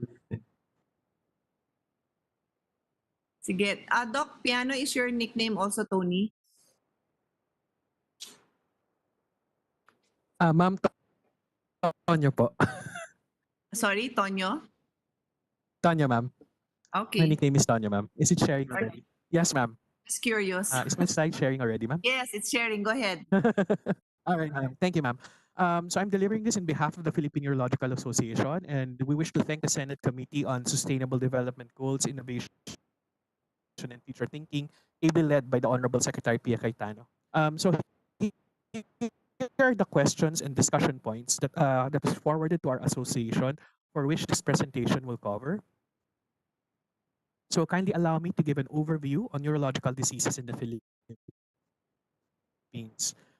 Now, neurological disorders encompass organic disease that affects the brain, spinal cord, nerves, and muscles. Examples are stroke, epilepsy, and Parkinson's disease. This is in contrast to mental disorders, which are often referred to as psychologic or psychiatric disorders. Despite being distinct from one another, they are related and often overlap. Now, these are the general classification of neurological disorders broken down into general categories. Now, the Philippine data in neurological disorders are limited and often confined to single institution cases. The Philippine Neurological Association has collated cases among all the training institutions in the Philippines from 2017 to 2019. The following slides are the available information that we were able to gather. Now, from the Philippine Statistics Authority, they report that cerebrovascular disease or stroke is the third leading cause of death in the Philippines in 2017. It is second among men and fourth among women. Now, the 8th National Nutritional Survey includes two items related to neurological disorders, namely stroke, with a prevalence of 1.4 and Parkinson's disease at 0.6. Now, this slide shows the number of stroke cases among training institutions in Metro Manila in 2011. In the in the Philippine Neurological Association disease database among adults, the top 5 most common diseases are stroke, epilepsy, tumors, headache, and neurodegenerative disorders. These are the breakdown of the different categories for tumors, headaches, and neurodegenerative diseases. Among pediatric neurological cases, the leading cause are epilepsy, brain and spine infections, and congenital anomalies. A study done locally among children who had neurologic infections showed that many will have debilitating sequelae such as movement problems and cognitive disabilities. Now, looking into the evolution in cause and effect in neurological diseases, the projection of the World Health Organization on the causes of death 15 years from now. By 2045, Alzheimer's disease and other neurodegenerative disorders will be among the top 10 cause of death. Stroke will remain to be an important health burden now and in the future. Here are the modifiable risk factors in stroke that may be targeted for prevention. They include hypertension, diabetes, heart conditions, smoking cessation, snoring or obstructive sleep apnea, stress, and increase in alcohol intake. Among the non-modifiable risk factors, age will be an important factor we need to look at. The world population is aging. And it is expected that by 2050, Asia will have the most number of individuals above the age of 60. The Philippines is expected to have 22,595,700 individuals above the age of 60 in the year 2045. Age will be a important risk factor not only for stroke but likewise among neurodegenerative disorders like Alzheimer's disease and Parkinson's disease. As a matter of fact, Parkinson's disease is projected to be the next pandemic because of the aging population and advances in healthcare. Now, I think the ultimate question is how do we adapt to these emerging global burden?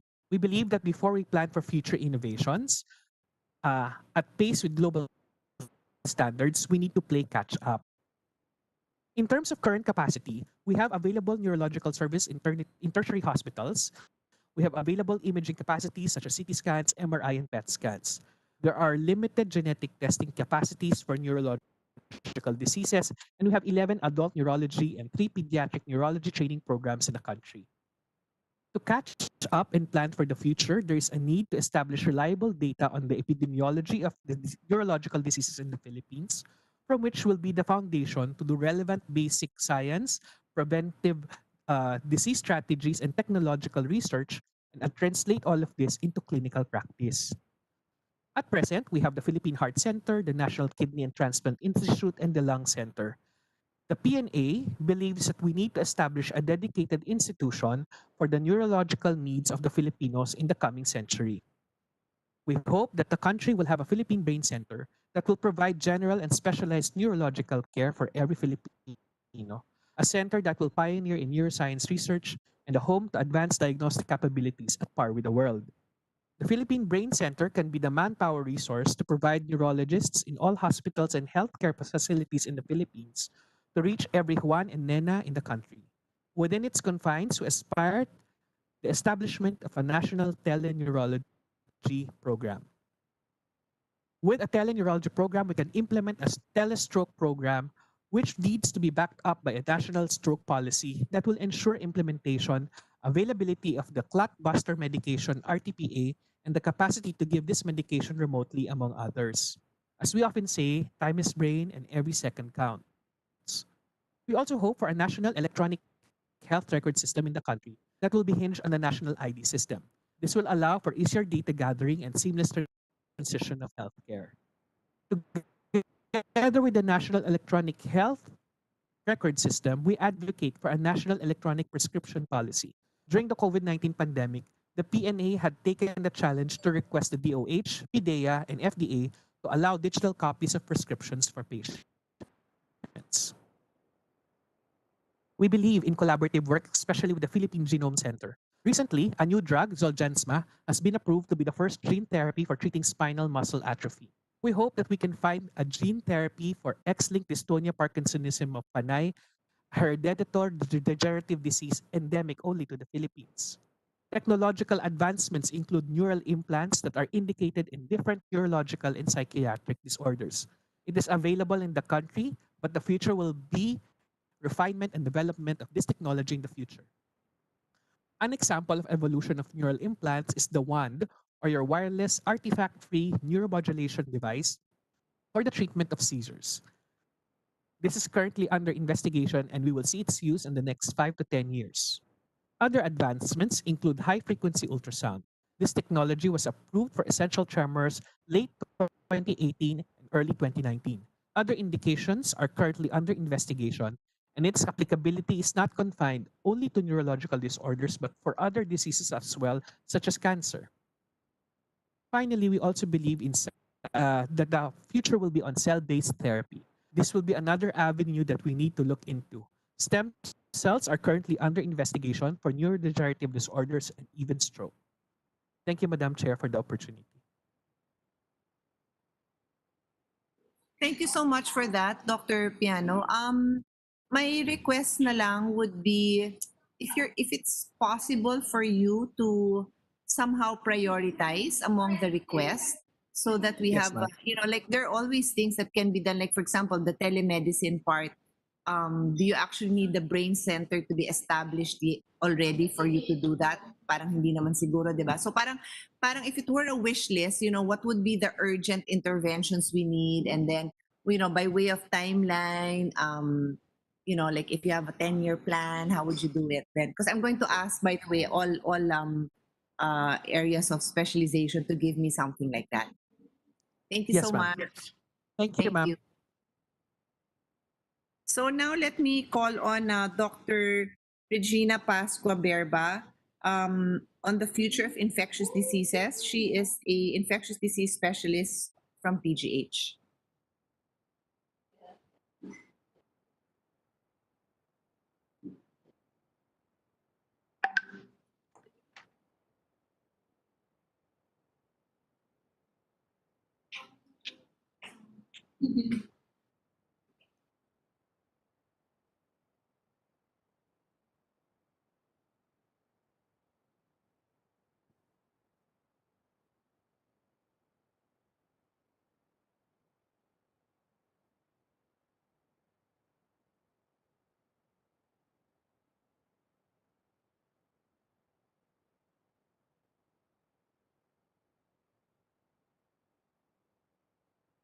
Is Dr. Berba around, or did we lose her? Should I proceed with somebody else? Let's go now to Professor Marie Diane Monsada on Filipino behavior on health. So Dr. Monsada is a senior lecturer in the Department of Behavioral Science in the University of the Philippines. Ma'am, are you ready? Thank Please you, proceed. Madam Senator.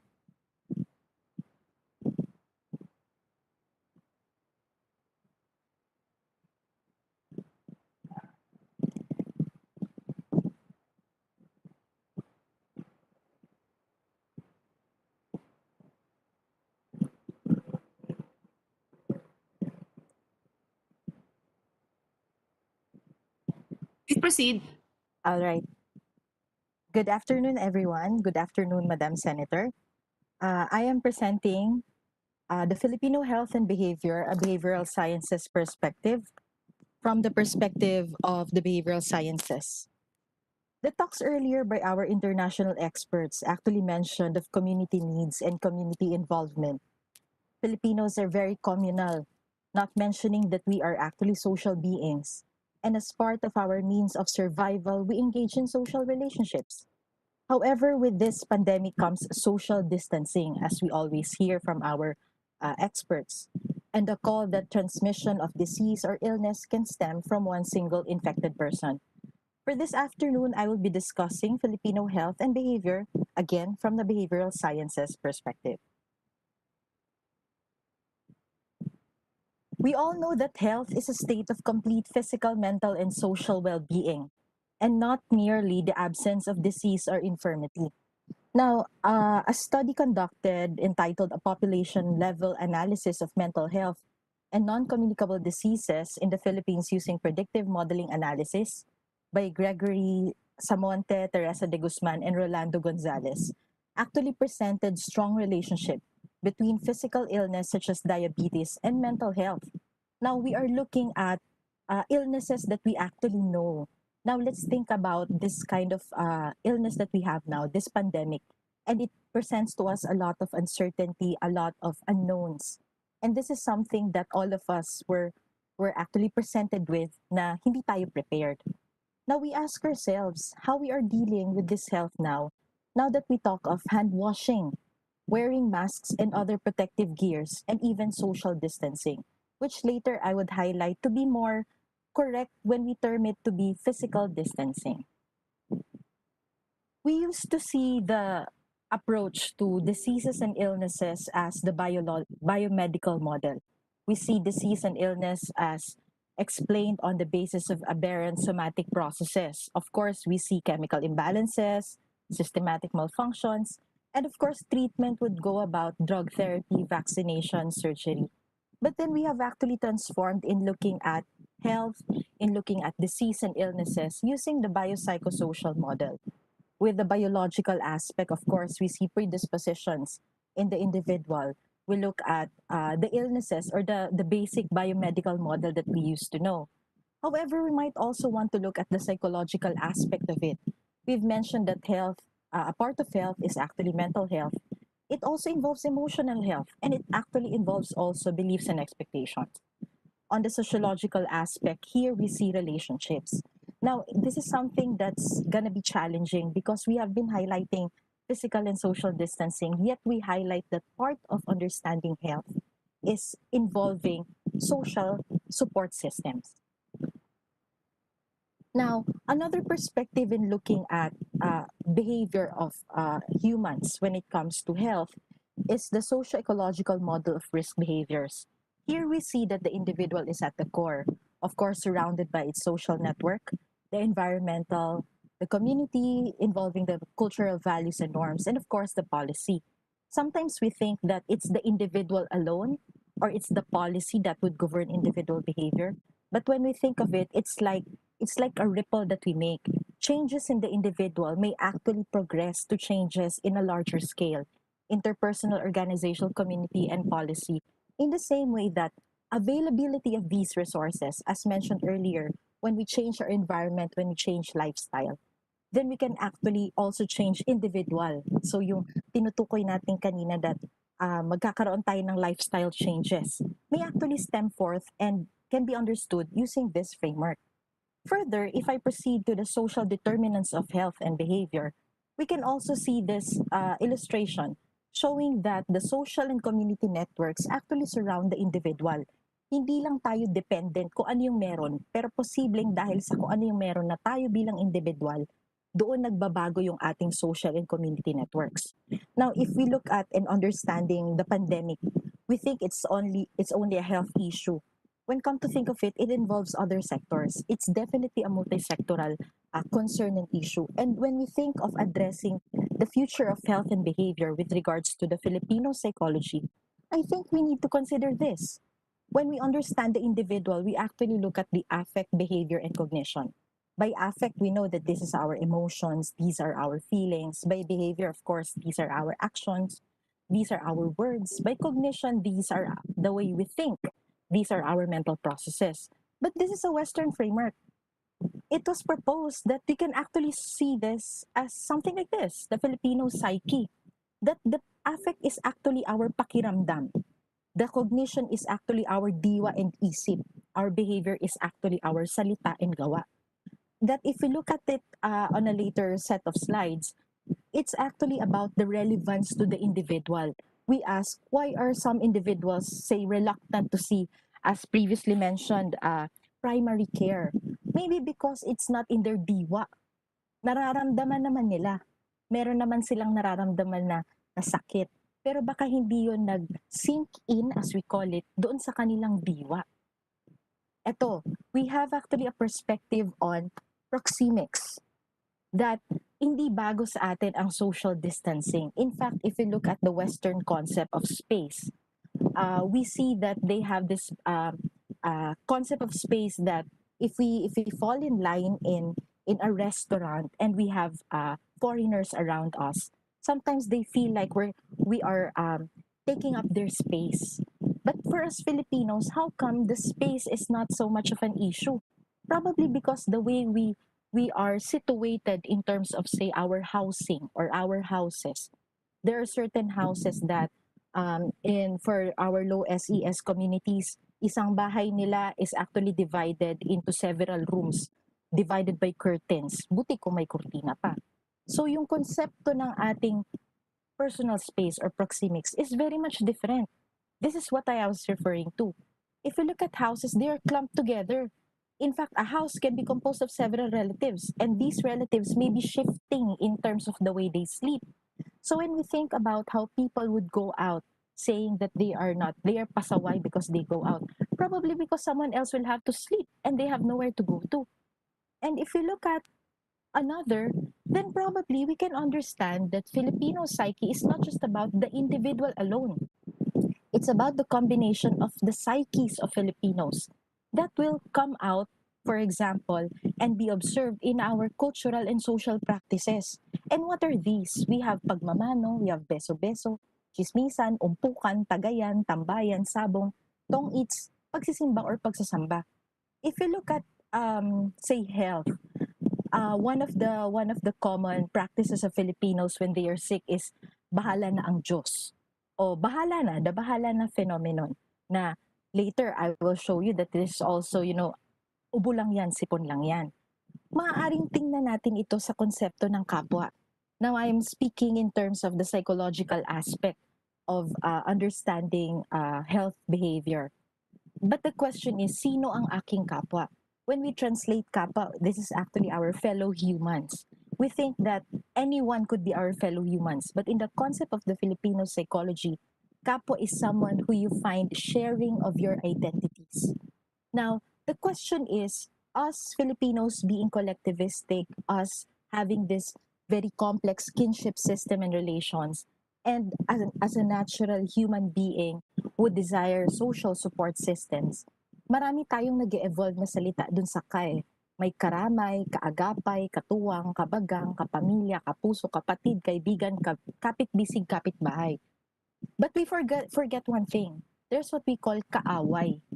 And when we think of health, ang kaaway natin is actually the illness. Unfortunately, the illnesses that we have and we know, fine. We know, say, pneumonia, we know tuberculosis, we know measles, they have vaccines for it. But then with pandemics, with, say, onset of new illnesses, with onset of new epidemia, the idea is these are unknown. Ang kaaway natin, hindi natin nakikita. Kaya ang tanong palagi is, thinking about the behavior science perspective of it, then how would we address if certain instances would confront us of the unknown health issues? This is something that we all know. It's a universal sign. It says, of course, we understand there's no crossing. It evolved into what? Walang tawiran, nakakamatay. It tried to instill fear, no? So that people will follow. In the same way that cigarette packs already had packaging na medyo gross para hindi nila i-taken dahil lalabas yung pangit yung bituka natin, yung baga natin. Hindi pa natapos dahil may mga pasaway pa rin na tumatawid, or as we call them, pasaway. Nilagyan pa natin ng bawal tumawid, may namatay na dito.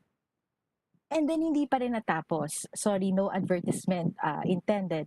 Meron pang see you soon. Na para bang, ano ba, mamamatay kayo pag hindi nyo to ginawa. Now, I'm sharing this because there are one of the problems in dealing with health and intervention and how people would actually adhere to health practices has a lot to do with bakit hindi nila to sinusunod, bakit hindi to relevant sa kanila. If you look at poverty, this is from one of our studies, looking at the definitions of poverty, we found one semantic meaning to them. It says, laki sila sa hirap. So, how do we go about poverty? They say, wala sanay na kami sa hirap. Dito na kami lumaki. So parang it's similar to the concept of, wala, nagkasakit ako, baka talagang panahon ko na. Baka naman it's meant to be. Baka naman parusa to sa akin. Question is, why do they have that thinking? Now, Filipinos tend to put off their health concerns because of personal, social, economic, structural, and environmental reasons. You've seen that in the framework earlier. Now, despite their knowledge that they are susceptible to the disease and is a grave threat to their health, note, they know. With the vast of information on the social media, on mainstream media, information campaign is there. Of course, there will be an issue on which information is correct and not, and the misinformation. But information is there. The question is why? We always say, ayaw makaabala. You know, when we do contact tracing, di ba, parang some people don't declare that they're actually, having the symptoms. Kasi ayaw nila makaabala. Probably another is ayaw nilang ma-discriminate. Or, sipon lang to, ubo lang to. So, I think one of the things that we need to highlight is that we need to remember that even if I am, or this is my health, health is actually public health. And I think we can use the concept of kapwa for this aspect. That ang kapwa ko ay ang aking fellow human. Pag nagkasakit ako, maaaring mahawa siya. So hindi ko lang dapat inaalagaan yung sakit ko dahil akin to. Kung hindi dahil pwede naming maging kalusugan or sakit ito. Kaya ang aking call is itaas ang kamulatan ng bawat Pilipino tungo sa kanyang diwa upang maiayon sa pag-iisip at damdamin para ito'y kanyang maisalita at maisagawa. Specific steps is behavior change. Now, this is adapted from a site that I found on primary healthcare in Toronto, Ontario. And then I found it relevant kasi parang ito naman talaga paulit-ulit naman natin itong naririnig. Pero I think not just for the pandemic and coronavirus, but also for the future. I heard earlier our speakers also mentioned change in lifestyle. I think one of the basic lifestyle changes would be these three things, the specific ones: hand washing and proper hygiene, wearing masks, and physical distancing. I'm highlighting physical distancing and not social distancing. So how do we do this? There were mentions of mobilizing existing health structures. We have them already. Now, the thing is, balikan natin yung konsepto ng kapwa. Sila yung kakilala kasi sila yung taga doon. Then maybe if we train them further, provide them with means, provide them with resources, then maybe we can strengthen these existing health structures. We provide intensive health promotion. Now, in the psychology aspect, ito na yung tinutukoy nating conditioning. Yung when we bombard them with information using the platforms that are already available, social media. There was a mention by Madam Chair that children could be one of the target population with regards to promoting health. And for children, when I have my kids watch videos and then they see hand washing, I showed them the songs they were singing, and then they were actually doing it. When you do it repeatedly, it's about conditioning. When we bombard them, it has to be constant and consistent, tuloy-tuloy, para palang mag-echo na lang yun sa kanila, magiging natural na lang yun sa kanila. Remember, anong kalaban natin? Habit. Hindi natin naging habit yon. Strengthening community-based healthcare system, I've mentioned earlier, kakilala, and capacitating the community. Sometimes we think that the community won't be able to do it, that it's always, tagalabas, or halimbawa, an outsider, say an NGO. It's good, it's good. But we always remember that the community might actually have their own resources. We tap them so that when we leave them after the intervention, they can do it on their own. They can do it by themselves. Minsan kasi ang napapansin ko sa ibang mga researches namin when we look at projects, dinadala ng tagalabas. Pero pagkatapos nun, aalis na yung nag-introduce ng project, wala na kasi hindi na relevant sa mga tagaloob eh. Pero if you make it relevant for them, if you make it their own, if you make it their project, then maybe it can be something that they can sustain. Yun yung tinutukoy natin na sustainability eh. We fail to see that it's a ground thing. Of course, we need to laymanize. Here I ask my relatives, laymanize and the use of local language. So di magdikit-dikit, di magsikit-sikit. When we want to advocate for health awareness and promotion, let's try to translate it in the local language. No matter how taxing it is, but the translation is effective. Why? They know it's their own. It's not, it's not Tagalog lang yan, o kaya sa mayayaman lang yan. Lengguwahe nila yon. So, yado-yado anay sa usat-usa from Romblon. Yung di magdikit-dikit, di magsikit-sikit from the Cebuano language. Man arawian kayon lanang piano ag kayo mansakit. Sorry, I can't really pronounce it, but it's Pangasinense. See, when we contextualize it, they have a meaning to it. Like, when we for example, we already have the available universal language. Language is important eh. Language is a means to get through the psyche of the communities. Now, example this, we have the rainfall advisories, red, orange, yellow. For example, we use thinking about the ECQ. Can't ECQ be the red? Can't the MECQ be the orange? Can't the GCQ be the yellow? Meaning to say, we're already using available and set language. Here, we're using color. So when people see it's red, it's something that I should be alarmed. It's a no. No? If it's something na orange, parang pwede pa. Pero sino kaya? So they will have an effort for it. Kasi it's there already. This is something that I actually laughed. Pero thinking about this presentation, it made me realize language actually matters a lot. Kasi here, if you look at community quarantine, may virus. Enhanced community quarantine, may virus pa rin. Modified enhanced community quarantine, yes, may virus pa rin. Hanggang sa wag makulit, may virus pa talaga. To highlight, ano ba yung gravity nung gusto nating sabihin? The most that we can do is translate it so that we can make it local and we can make it applicable for them. And of course, lastly, there would be the conscious awareness of and being mindful of our habits and practices which are actually embedded in existing cultural practices. So tulad ng mga nabanggit ko, halimbawa tong pagmamano, beso-beso, chismisan, when we think of promoting health, let's think about ano yung meron yung komunidad na yon, anong meron yung kultura na yon, bakit hindi nila masunod. Maybe it is in conflict with their existing cultural practices or yung nakagawian nila. Then we try to match it. So it becomes relevant for them. Hindi natin totally eradicate. Maybe we can, if it's totally against health prevention, then we do slowly try to go inside their cultural system. There is something about the system why they cannot adapt, why they cannot deal with health promotion practices.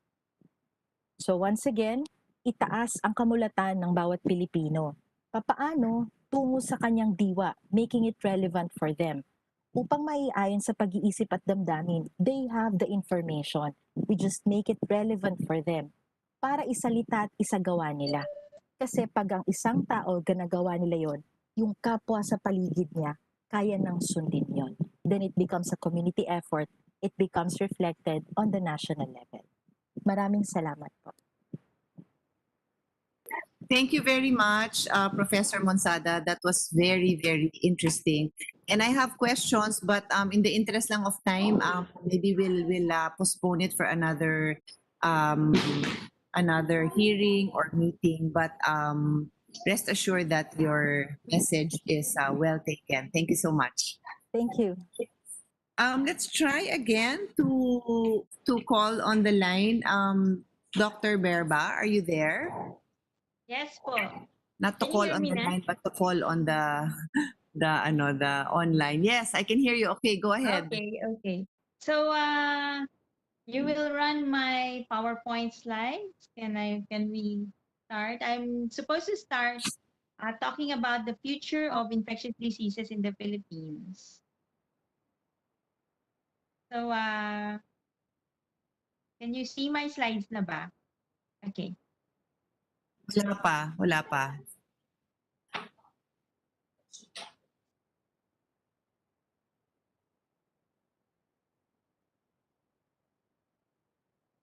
Sorry po, I was having so much problems with connections. But they have my slides na. And I wanted to speak about the There you go. Let's wait for it lang. I think they're trying to load it.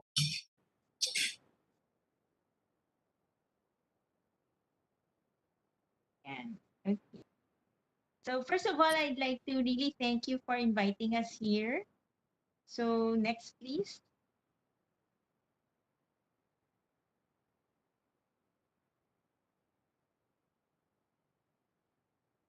Next po.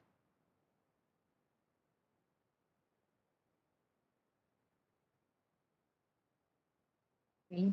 So these are my disclosures. I have no conflict of interest. I work at the UPPGH primarily. Okay, next. I'm an infectious disease specialist. I work at UP Manila and also at the medical city. I'm also part of the Philippine Society for Microbiology and Infectious Disease. Next, please. So if you can press the video, yan. So we would see na how much COVID-19 has been so problematic over the last several months. So here we don't see yet the effect of the number of deaths over the top 10 causes of death globally. But here we see this blue bar climbing up ever so slowly until it reaches almost as close to how much tuberculosis is giving us globally as a problem. Okay? And we don't know whether in a few weeks that it will soon supersede the number of global deaths for both tuberculosis and diabetes. So next, please.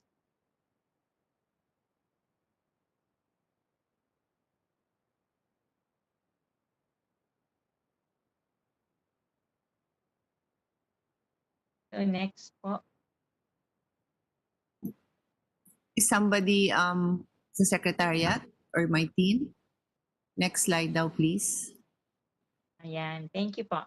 So here we identify the priority infectious diseases at this time, other than the COVID pandemic. So we have tuberculosis, HIV/AIDS, the problem of antimicrobial resistance, the problem of emerging and re-emerging infections, and of course, the big group of vaccine preventable diseases and the current problem of vaccine hesitancy. Next, please, next slide. And here are the specific issues of concern for each of the illnesses that we described earlier. There might be concerns about access to care, about diagnostics, about vaccine hesitancy, issues on surveillance, and of course, manpower problems. Next slide, please. So what do we want to see improved in the big realm of public health and infectious disease in current setup? So we'd like some improvements in disease surveillance, improvements for emergency preparedness and outbreak response, how we respond to disease-specific problems, public health workforce development, and problems related to occupational, environmental, and public health. And of course, a lot to do with the research. Next, please. So the on looking at it at a different perspective, I think some of the concerns has to do with the cascading of what we learn from research. So things begin with infectious disease and public health has to do with a lot of research. So we do a lot of pioneering research in diagnostics, treatment, and prevention. But there's a lot of concern about all of the findings in this pioneer researches cascading into actual applications in our daily lives. So there needs to be that connection that allows movement of information and all the advances that we reach in terms of research towards actual application through solutions, actual real life solutions, through clinical practice guidelines and the strengthening of surveillance systems. And then further on to actually deploying all of these new findings and disseminating new discoveries so that it reaches people who need it the most. Next, please.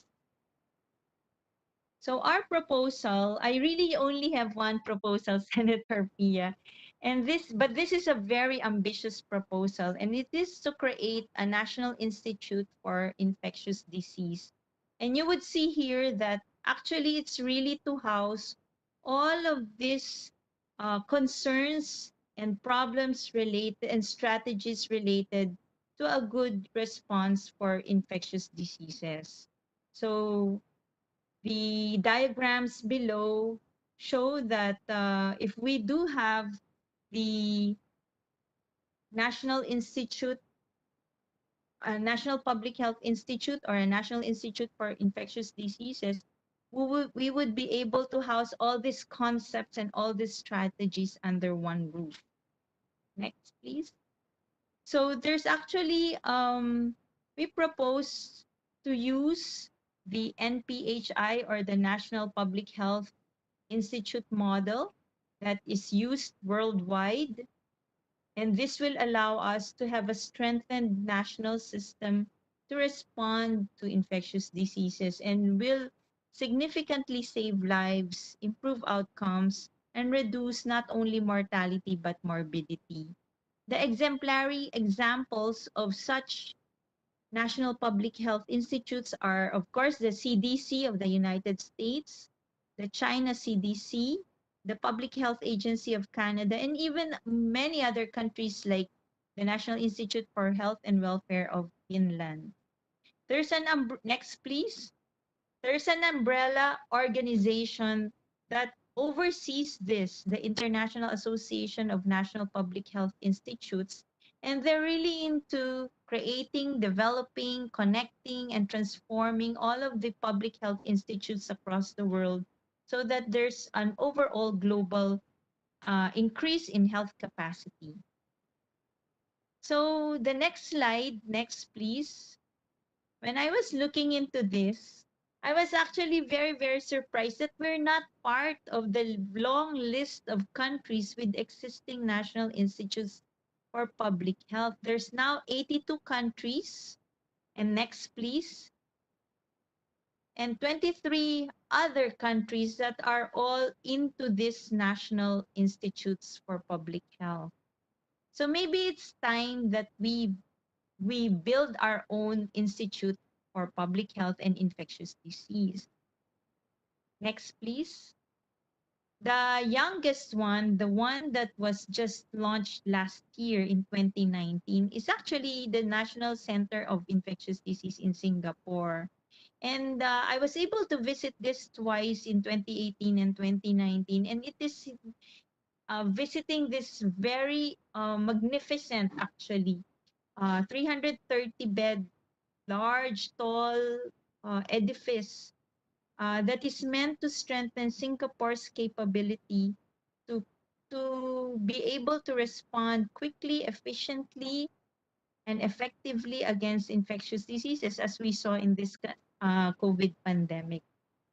The National Center of Infectious Disease in Singapore is actually under the Ministry of Health of Singapore.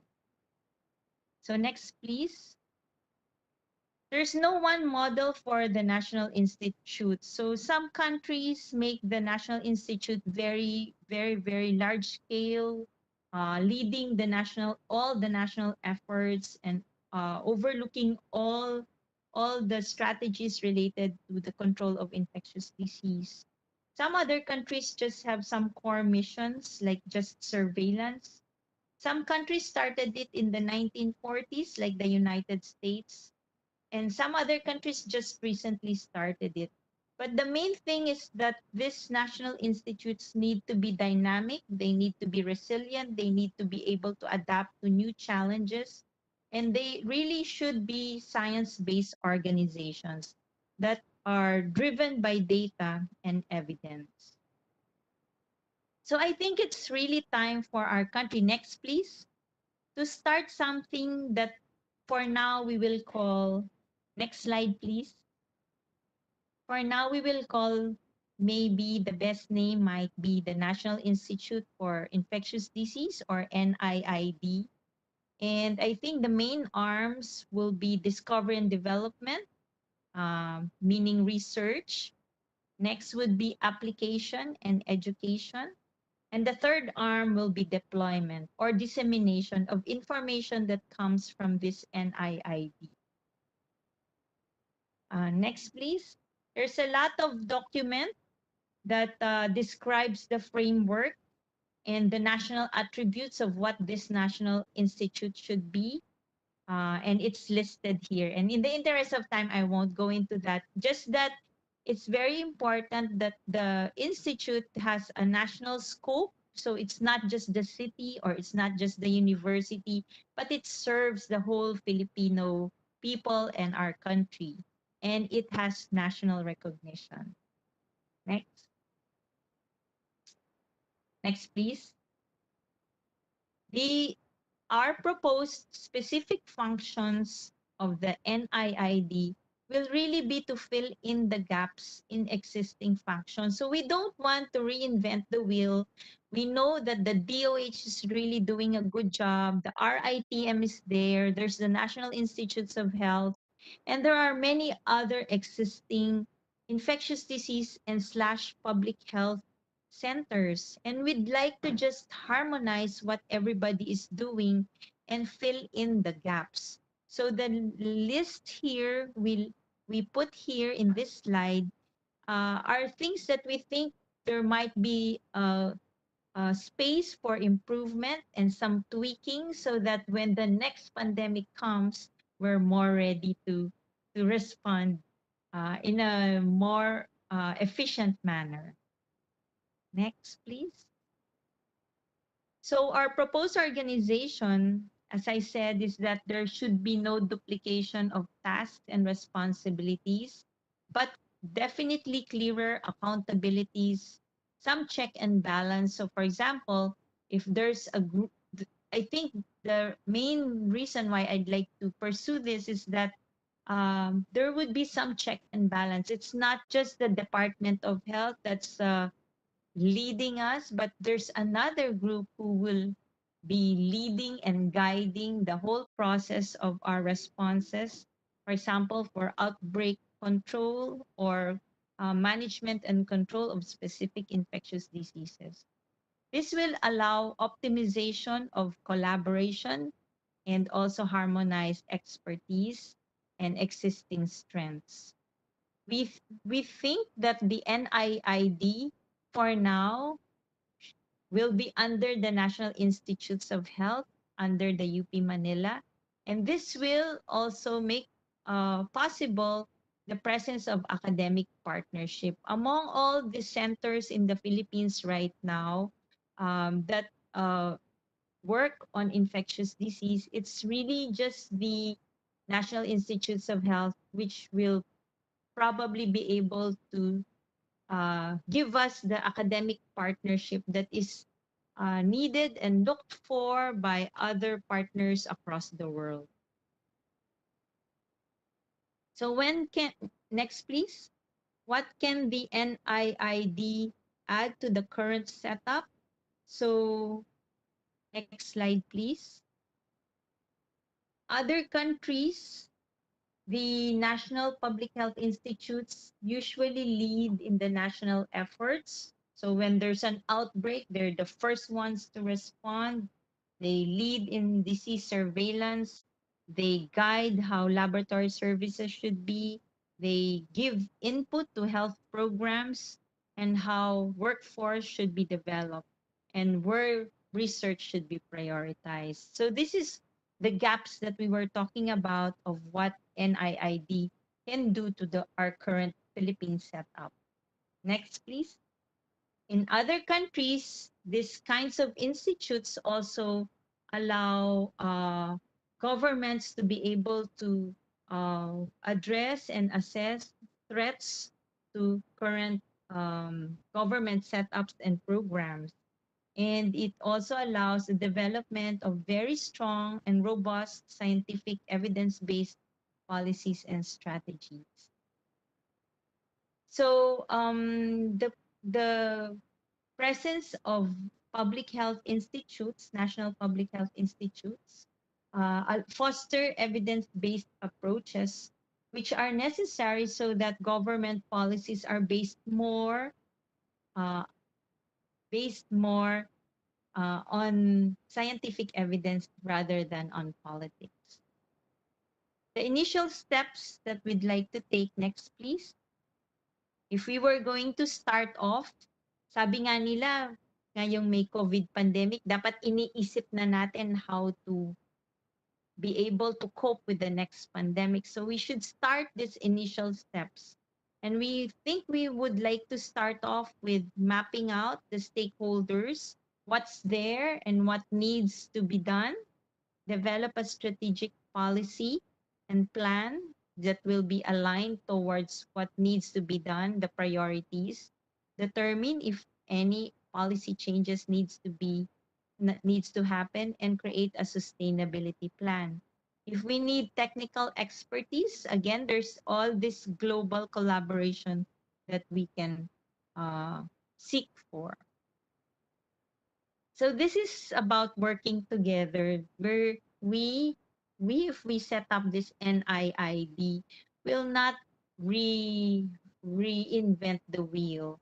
We will keep all the gears and the wheels working, but we'll try to harmonize what everybody is doing. So there will be the academe, there will be the professional societies that are specialists, and the broader societies like the PAFP, the PCOM, the PCP, the PPS, the POGS, and the group of public health specialists. And of course, there will always be DOH and RITM and the private sector to be there to, again, co-work with all of this in place. So this is all about collaboration and working together. Next, please. So I'd like to just quote, this is very interesting for me. Next, please. Si Bill Gates himself said, next slide, na in any crisis, leaders have two equally important responsibilities: to solve the current problem and also to think forward so the problem does not happen again. And that's Bill Gates said this is an excellent case in point, the current COVID-19 pandemic, because while we're trying to solve this COVID-19 pandemic now, we need to think of ways that it will not happen again. So I'd like to, next slide, just show you what maybe the beginning of the future of infectious disease that we're trying to develop at the UPPGH.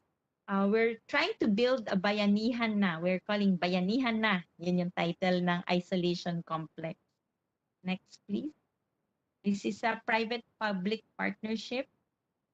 The rationale is to create a space for COVID-19 patients that will be separate from the main hospital. It will be state-of-the-art isolation facility, and with all of the negative pressure, UV light, filtered exhaust systems, air pocket mechanisms. And not only will it be used for COVID-19 now, but it will be, when we designed it, it will be something that we can use for future outbreaks in infectious disease like measles, polio in the future, and to prepare our systems to handle victims of biologic and chemical warfare. Next, please. This will be a 39 patient capacity.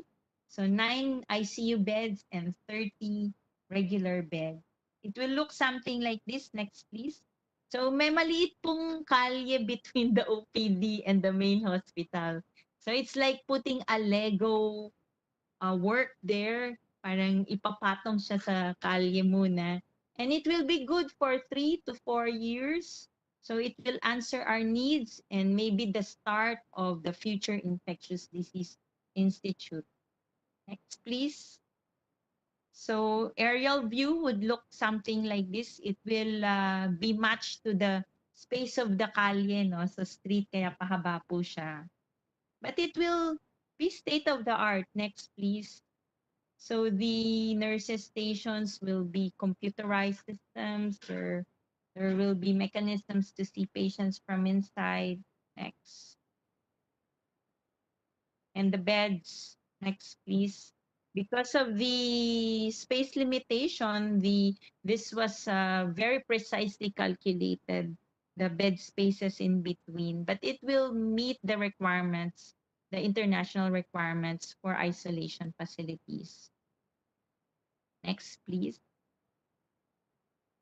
So yun, that's it na po. So hopefully we'll consider the possibility of this National Institute for Infectious Disease. It's very timely that you've asked us from the University and also from the Philippine Society of Infectious Disease to talk about this. I think this is something that we need in the country. Maraming salamat po.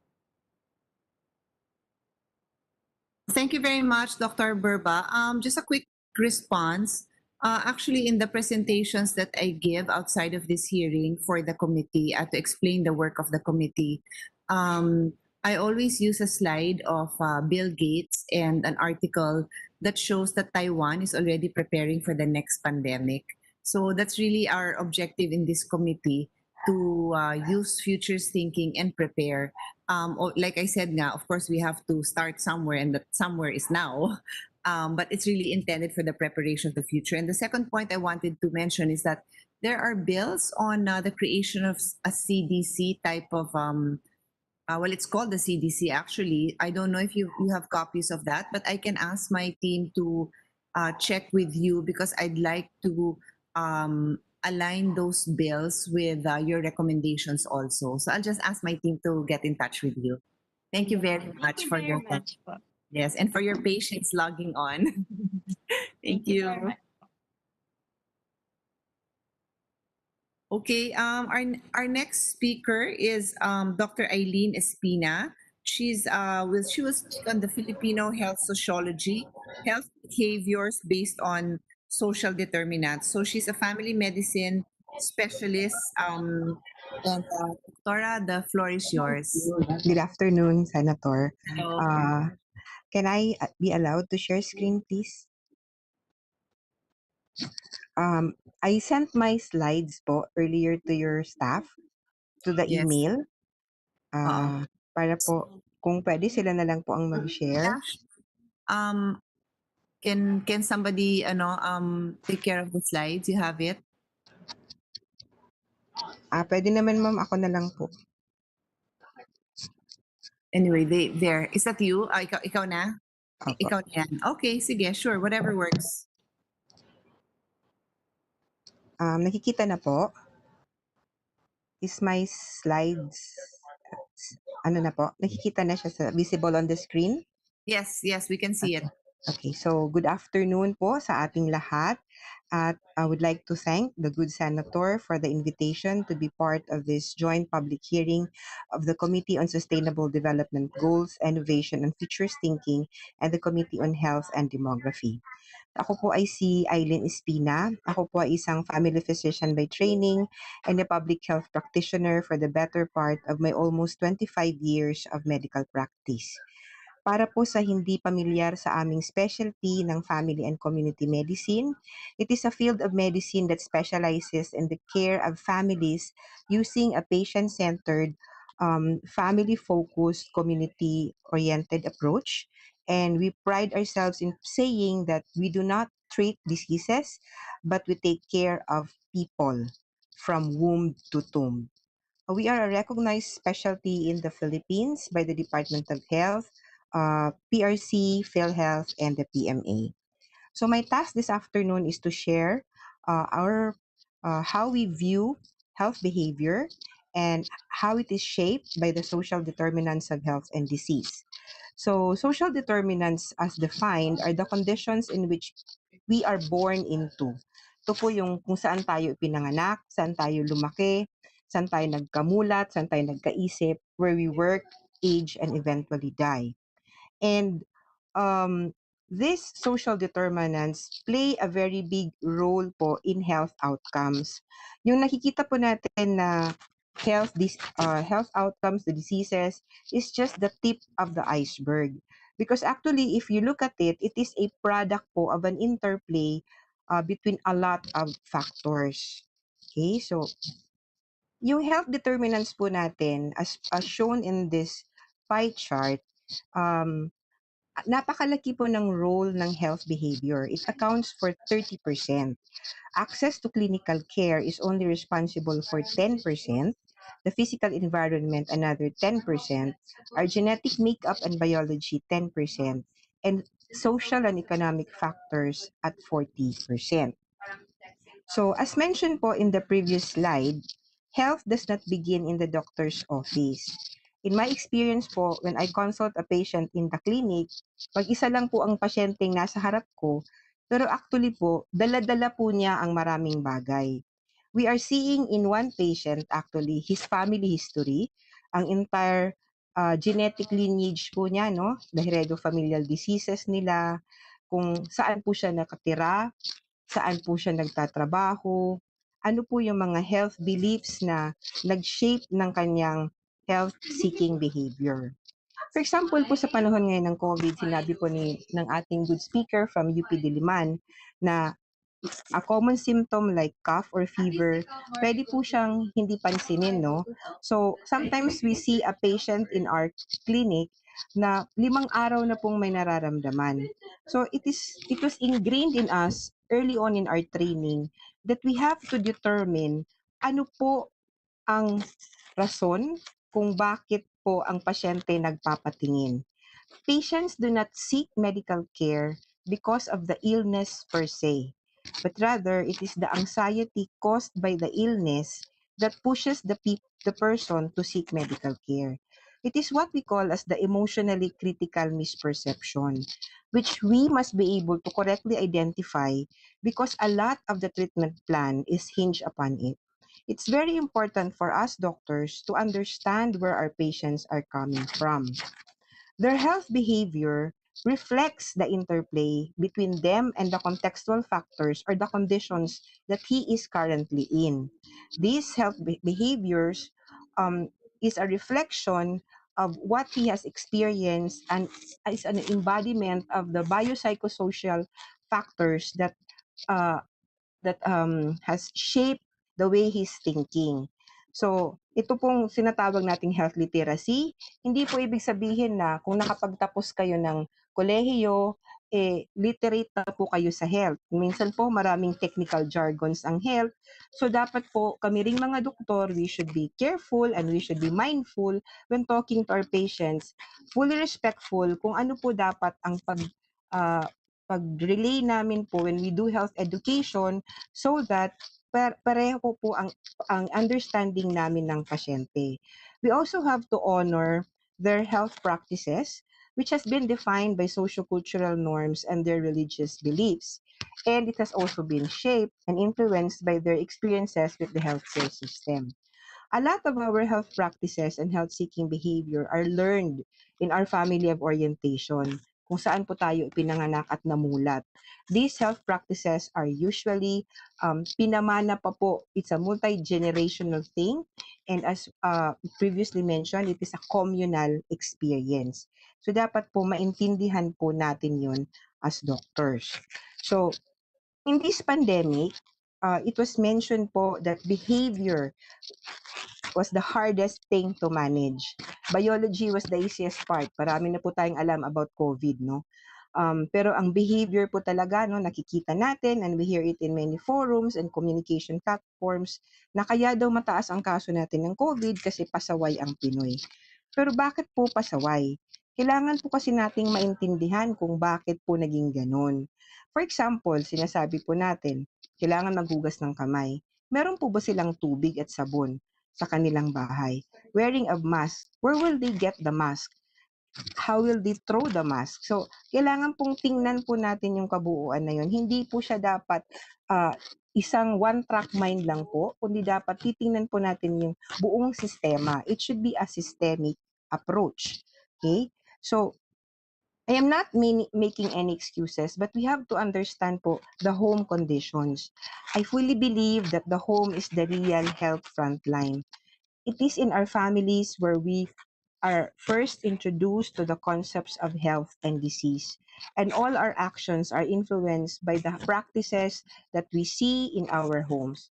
For example po, I have a patient na hypertensive, bibigyan ko po ng dietary prescription, pero pagdating naman ng bahay nila, hindi po nagda-diet yung ibang kasama sa bahay, kumakain pa rin po sila ng mga bawal na pagkain, to the point po na yung pasyente po, natitempt din po na i-break yung kanyang diet. So usually po, dapat ang ating pag-treat po sa pasyente should be as a family unit. In our families din po, we assume we have unique dynamics and we take on particular roles. Meron po talagang parang unofficially, siya po ang caregiver. And usually po siya ang nanay or ang ate or ang lola. Then we have the health educators. Then we have the decision makers. It is very important for us to understand who assumes this role so that when we partner for health delivery and disaster risk reduction, mas magiging madali po ang ating gagawing health education messaging. Okay? I'm thinking of this in the context of COVID, how we can harness the family. So I applied po the disaster risk formula to the context of the family by computing po yung risk ng isang pamilya based on their exposure, their vulnerability, and their capacity and the available community resources. We need to be able to tap into their capacity. Ano po yung meron sila at ano po meron ang komunidad. Nang sa ganun po ay matulungan po natin ang mga pamilya natin na mas magiging asset po. They will become an enabler, hindi lamang po sa COVID, kundi sa mga darating pa pong sakuna, disaster or emergency in the future. Okay, so this is po our framework of a community-based approach with the family or the household at the core. Okay? Ang COVID po, unfortunately, it has unmasked na marami po talaga tayong mga dapat baguhin sa ating komunidad, sa ating society. We have seen yung age-old, matagal na pong mga problema sa ating healthcare system, ang commercialization ng healthcare, the focus so much on hospital centrism, kaya parang ito po dapat siguro ang dapat kong ayusin in the future. We should have investments. This is my wish, Senator Pia, na investment should be made to address the underlying determinants of health so that we could build community resilience. One of the things po which I would really I'm praying for is the realization of the universal healthcare law of having a primary care physician for every Filipino family who can provide them, who will take care of them from womb to tomb, first in, last out. Who will provide them first contact, comprehensive, coordinated, and continuing care. Para po yung usual practice natin ngayon na curative and episodic care ay matigil na po. And then, care should be accessible. It should be community-based. Hindi po siya dapat hospital-centric because majority of our illnesses can actually be handled at the primary care level. There should also be moves to address the maldistribution of healthcare workers as presented earlier by Dr. Dance.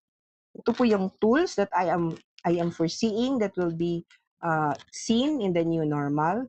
I hope that there will be more emphasis on wellness, on the wellness, illness, wellness continuum. The use of telehealth, so kailangan po talagang ayusin ang ICT infrastructure natin and then come up with laws to cover for telemedicine, data privacy, and telehealth services, including po paano po ang pagbayad ng telehealth services natin. A lot of our patients feel na parang hindi nila ma-imagine bakit sila magbabayad for telehealth, hindi naman daw sila namin nakita physically. And also for the medical education curriculum, kasi nasanay po talaga kami na we do physical exam and history taking na hinahawakan namin yung pasyente. So we also need to be trained on how to use telehealth po, yung mga new modalities for virtual physical exam, for virtual consults, monitoring, and follow-up. On task shifting, ito po yung inaano natin na hindi po lahat ng bagay sa pagmamonitor ng pasyente kailangan doktor po ang gumagawa. So yung dati pong structure wherein the doctor is at the top of the heap ng ating healthcare pyramid, pwede na po nating pag-isipan kung paano po natin magagawa through amendments to the Midwifery Act, to the Nursing Care Act, and to the other healthcare professionals kung ano po ang mga health health services na pwede pong ma-deliver ng other healthcare workers. In fact, we're already seeing models like this wherein even the family members are being asked to do certain things in in healthcare delivery, like monitoring of blood pressure, administration of insulin, and monitoring of blood sugar in the home setting. Sana din po on service level allocation katuparan. Sorry po. We will be able to implement po yung entry point of care should be primary care para po hindi po kung saang level po we will have patients being given the right care at the right time at the right place. So that this will also ensure that our tertiary care facilities will not be taking care of patients na hindi po appropriate sa level nila. Primary care services, primary care cases should go to primary care services. Medyo kailangan po talaga ito ng matindi-tinding education on the part of the patient because there would really be a big paradigm shift in how healthcare is being delivered and how healthcare is being accessed. Thank you po. Maraming salamat for this opportunity.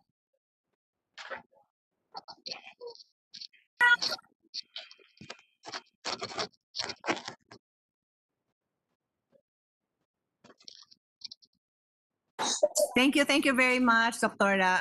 We appreciate that, and we'll get back to you for some of the specific recommendations that you made, which I feel we can also pass on to the IATF. Thank you so much. Thank you, ma'am.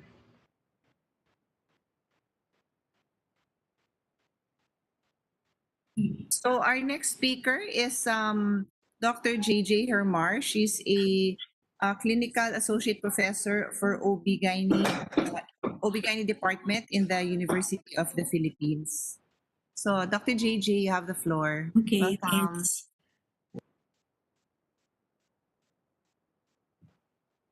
I can't hear you.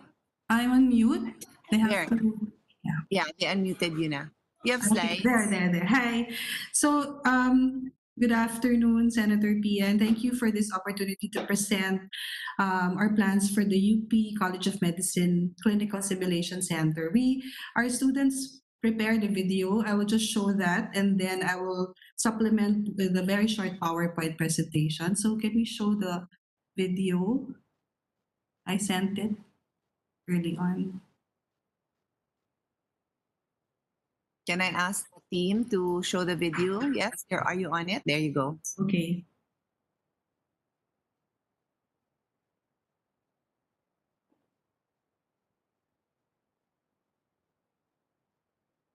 There's no sound yet.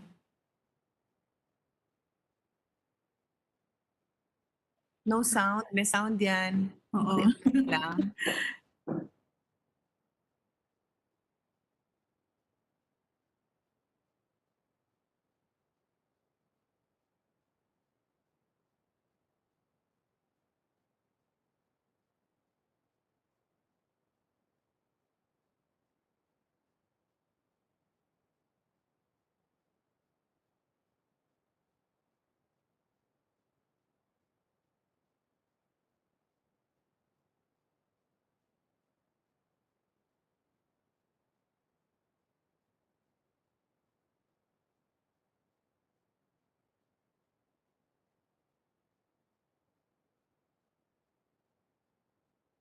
Wala pa rin the sound.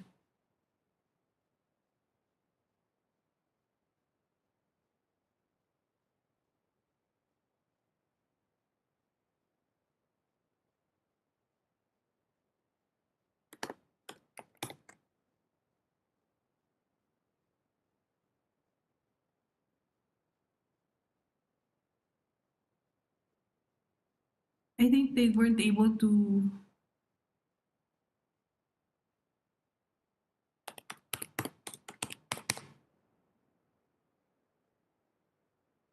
trying naman the sound. I'm checking with them what's going on. It's okay.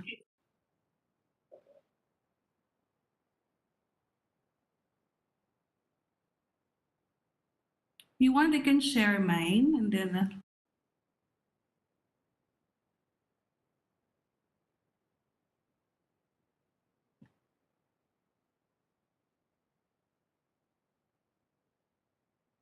I can share the video na lang from my side. Okay, better if you can do that. I think that's better.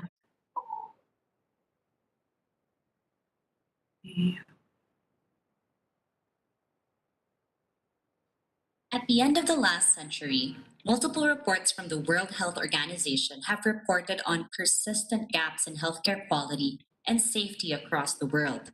Each year, 134 million adverse events occur in hospitals in low and middle income countries due to unsafe care, resulting in 2.6 million deaths. Safety of patients during the provision of health services that are safe and of high quality is a prerequisite for strengthening healthcare systems and making progress towards effective universal health coverage under Sustainable Development Goal 3. In the Philippines, we have documented high rates of preventable medical errors, which demand a fundamental change in the healthcare delivery system.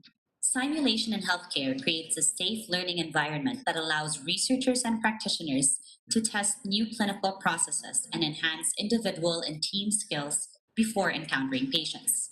The demands of clinical care are sensitive to errors, and the stakes are high if errors occur. Healthcare simulation is an instructional medium used for education, assessment, and research, which includes several modalities that have in common the reproduction of certain characteristics of clinical reality. Practice through simulation can reduce the cognitive load of the staff involved in patient care, thereby helping to mitigate errors in times of pressure and exhaustion. Simulation to enhance patient safety has four general purposes. Number one, education through comprehensive clinical skills training. This is envisioned as an interdisciplinary center that draws from the expertise and commitment of the faculty of the UP College of Medicine, allied health professionals, and simulation specialists. Number two, assessment. The facilities are designed to provide advanced assessment approaches for clinical and objective structured clinical exams. A video capture system that will ensure objective assessment and advanced data analysis will be beneficial for both formative and summative assessments. It is also designed as a venue for high stakes examinations for diploma certification of healthcare professionals across all specialties. Number three, research. The center is envisioned to contribute to research by identifying more advanced and effective methods of teaching and learning. Simulation can be a diagnostic tool to understand the sources of errors in team settings. More importantly, the center will provide a venue where our healthcare professionals can train on developing innovative gadgets, tools, and task trainers that will impact on patients with specific needs. Number four, health system integration and interprofessional collaboration, a venue for continuing medical education of healthcare professionals. Protocols from interprofessional collaboration can be applied first before having to apply them to patients. Competency acquisition in a safe environment.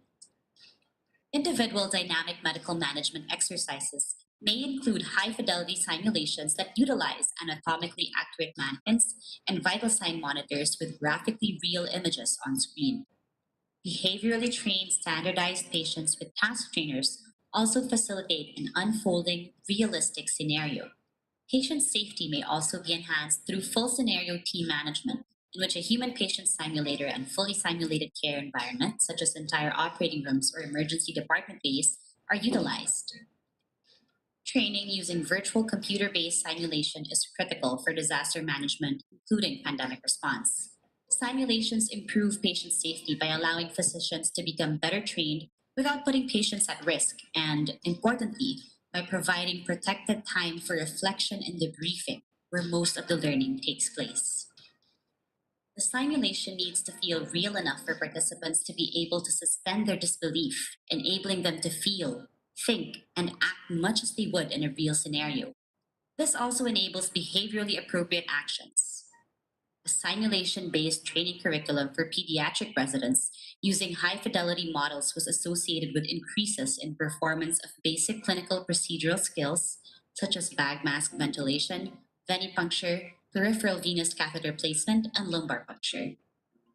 Simulation training for laparoscopic cholecystectomy was associated with improved performance, threefold fewer errors, an eightfold decreased variation in error making, and increased respect for tissue during the procedure.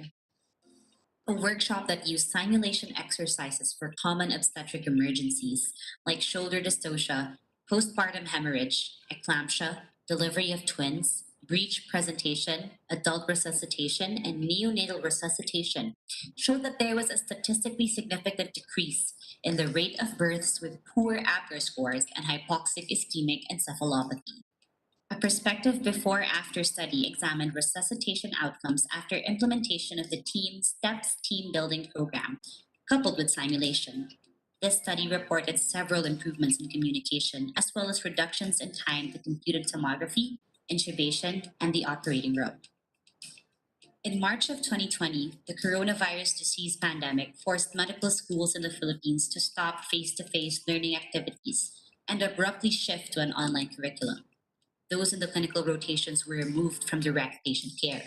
The pandemic presents a learning opportunity for students and practicing healthcare workers to improve the healthcare system's response to unprecedented public health concerns. Now more than ever, it is critical that our medical schools and hospitals look to modern simulation practices to train our healthcare workers not only to keep patients alive, but how to keep themselves safe. The need to prepare future physicians has never been as focused as it is now in the setting of a global emergency. This is an opportune time to contribute to the advancement of medical education in the setting of active curricular innovations and transformations. Many improvements in medical education are a natural consequence of disruptive movements. We need to ensure the competence, resilience, and professionalism of our healthcare workers before they go to the front lines. This is the commitment of the UP College of Medicine, a clinical skills simulation center that will be the training hub for medical simulation in the country and in the region. The UP College of Medicine Clinical Skills Simulation Center, a center for simulation-based education, training, collaboration, and research.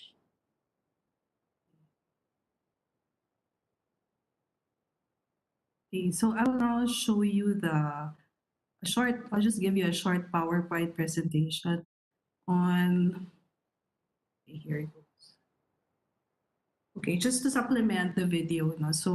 Um, okay, so the mission of the UP College of Medicine Clinical Simulation Center is to provide a learning opportunity to improve patient and healthcare worker safety. Before the pandemic, we envisioned it only for patient safety, but now with the pandemic, we included healthcare worker safety through experiential learning, deliberate practice, interprofessional team training, and innovative research.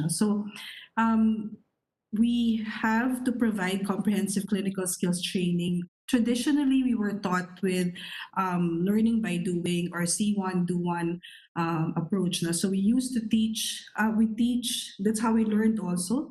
We teach our students by showing them how to do it. And then after a while, we assist them probably once or twice, and then they're on their own. And we do this on real patients. Now, the way simulation-based education is you can do it using high fidelity models or task trainers, and you break down into steps. And so education is different. So you prepare them, you lecture them, you tell them the rationale per step, and you break down the skill into steps, and then you brief them, you demonstrate how to do it, and you do it in a safe environment. No? So, and then they will do the steps themselves. And then after everything is done, you debrief them, you tell them what was wrong with the step that they did, what went right, how do they feel about it, and then they develop competence through deliberate practice. And then that's when you assess them. No? So everything is experiential. And then the teaching or the skill training is reproducible, and you can standardize it for training and assessment. So this is the floor plan of the center. We are building it already. The building is to be completed by the middle or the third quarter of this year. And this is the floor plan. So you will see that some units, for example, this one can be an emergency room, and then this can be converted into a mock operating room or a mock intensive care unit. No? So I'll go through that one by one. So clinical skills lab, we teach them actual physical examination skills, diagnostic procedures, and management strategies. And then the critical care unit will focus on procedures for critically ill, and they can, for example, airway management, how to approach or how to manage these patients. Then the operating room will simulate a surgical suite, and we can teach them from the start, no, from the time you intubate the patient or prepare the patient for anesthesia, the surgical steps itself, and then you also have interprofessional collaboration. You train the nurses as well. You train the entire team. The endoscopy unit will have an endoscopic simulator that will use minimally invasive procedures. And instead of doing it on a live patient, you do it virtually. And we can teach them the skills, and we can do constant evaluation. And this can also be used for research. The birth simulation unit will not just house a will not just we won't just perform normal deliveries or show them how to do cesarean sections or spontaneous deliveries. We can also teach them emergency drills on, for example, how to manage patients with obstetric hemorrhage, with seizure disorders, or hypertension in pregnancy. And then for the patient safety procedures unit, which will also be part of it, we have a program for radiation protection for the healthcare workers, for the radiologists, for the non-doctor healthcare workers as well. For the emergency trauma and disaster, there are software available that will mimic a disaster, and then we can train our teams into disaster response. And the safety protocols will also be tested in the center to validate processes in a safe setting. And then now, the more important one is the pandemic response unit. As we said, this is not the last and only pandemic. We should be preparing for the next one.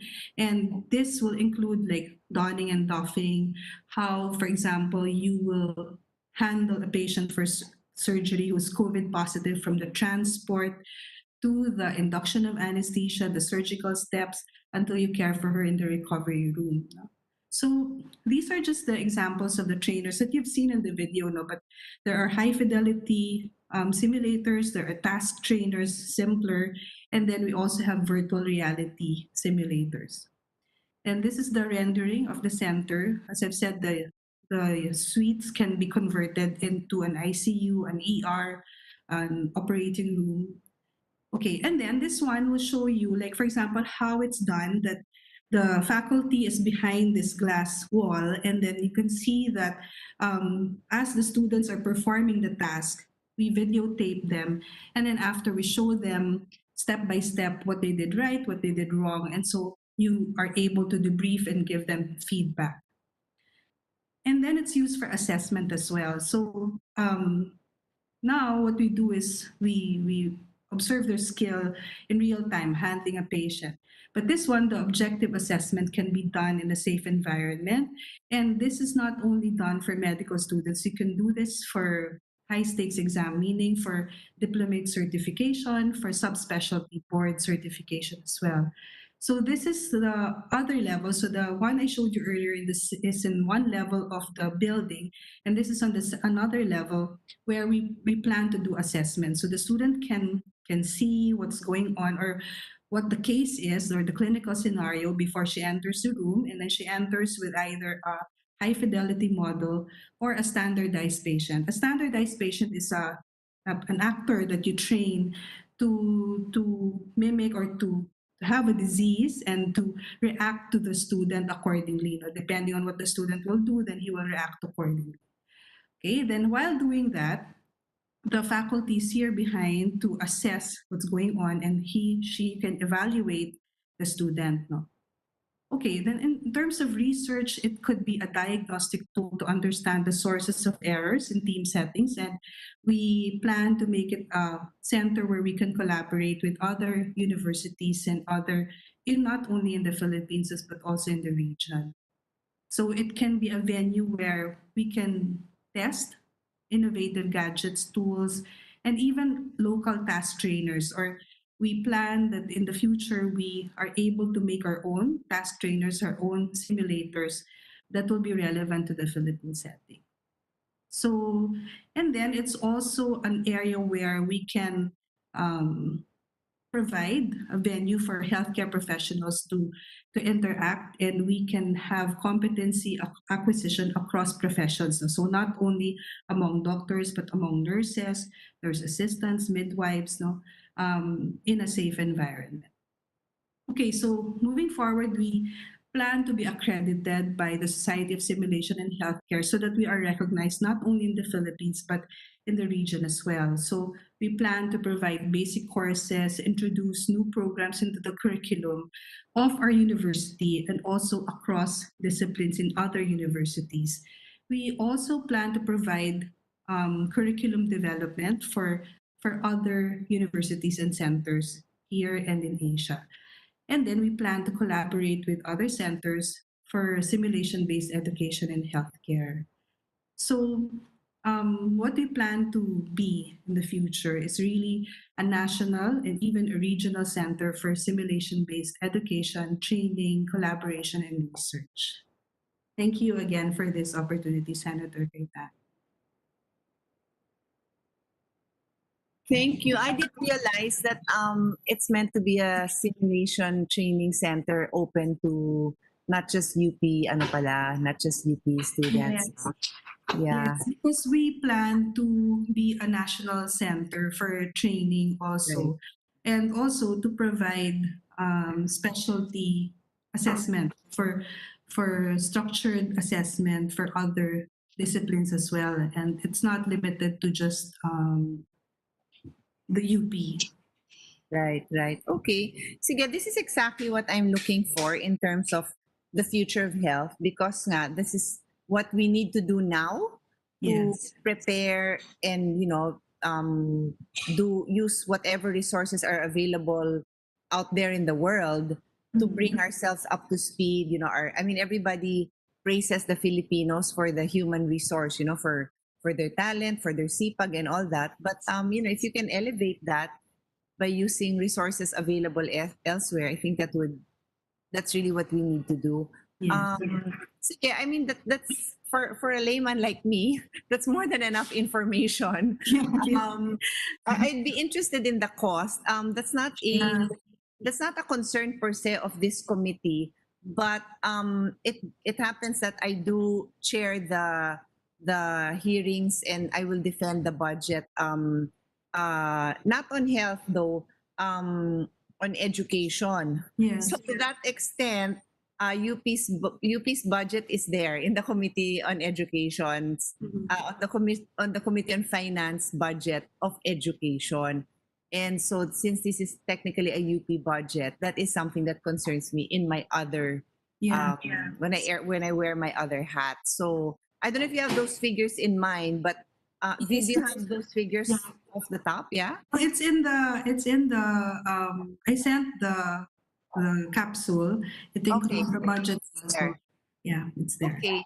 Yeah. Sige. Okay, and then maybe we can get some pictures. This is more for the committee report, no, to help people visualize. That was the reason for this hearing, really, to help people visualize is what are the investments we need to make to move into that future of health. Yeah. So that's very helpful. And then especially when you point out that this will be a training center for all, that's part of UP's mandate anyway. That's very helpful. All right. Thank you. As I said, for my layman understanding, that's all I can digest for now. The students made that video really for everybody to understand what simulation is. Very nice. Please tell them with their permission, I'll actually show that when I sponsor the committee report. Kasi it's medyo futuristic yung dating nga, diba? It really shows what kind of investments nga that we have to make. Okay. Yeah, I'll have like the other comments I gave, I'm sure I'll have future conversations with you on this. It's been more than 3 hours. So we're very happy and grateful for everyone who attended. Thank you, Dr. JJ. Yes, thank you. Yeah. Thank you. Thank you, everyone. Okay, wait a minute. My staff is saying that.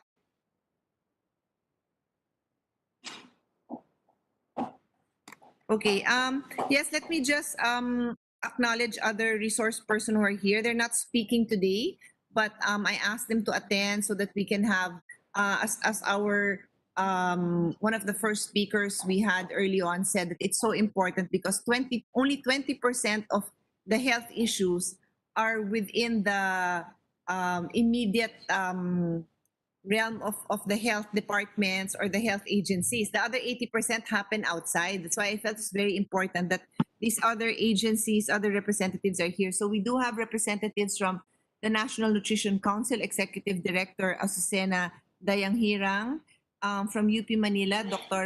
Menchit Padilla, from DOH, Dr. Eric Tayag, who spoke earlier, and Director Maria Teresa Vera, from RITM, Dr. Ditanco, from SSS, Dr. Roberto Putong and Mark Moterde, from PhilHealth, Dr. Anne Remonte, and our local futures thinking expert, Professor Sherman Cruz.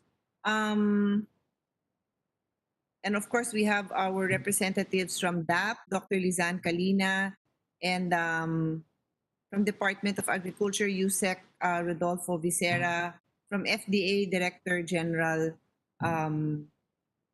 Domingo. So we will have another hearing. So I will just suspend this hearing for today and hope to see all of you who can afford. I know that doctors are very busy. I hope this was not an added task or at least worth your time. But if you need a break and want to listen to these kind of discussions, we are having one again. We will reset it, but I think it will be in 2 weeks' time pa. So again, thank you everyone. The hearing is suspended. Stay safe and thank you for your time.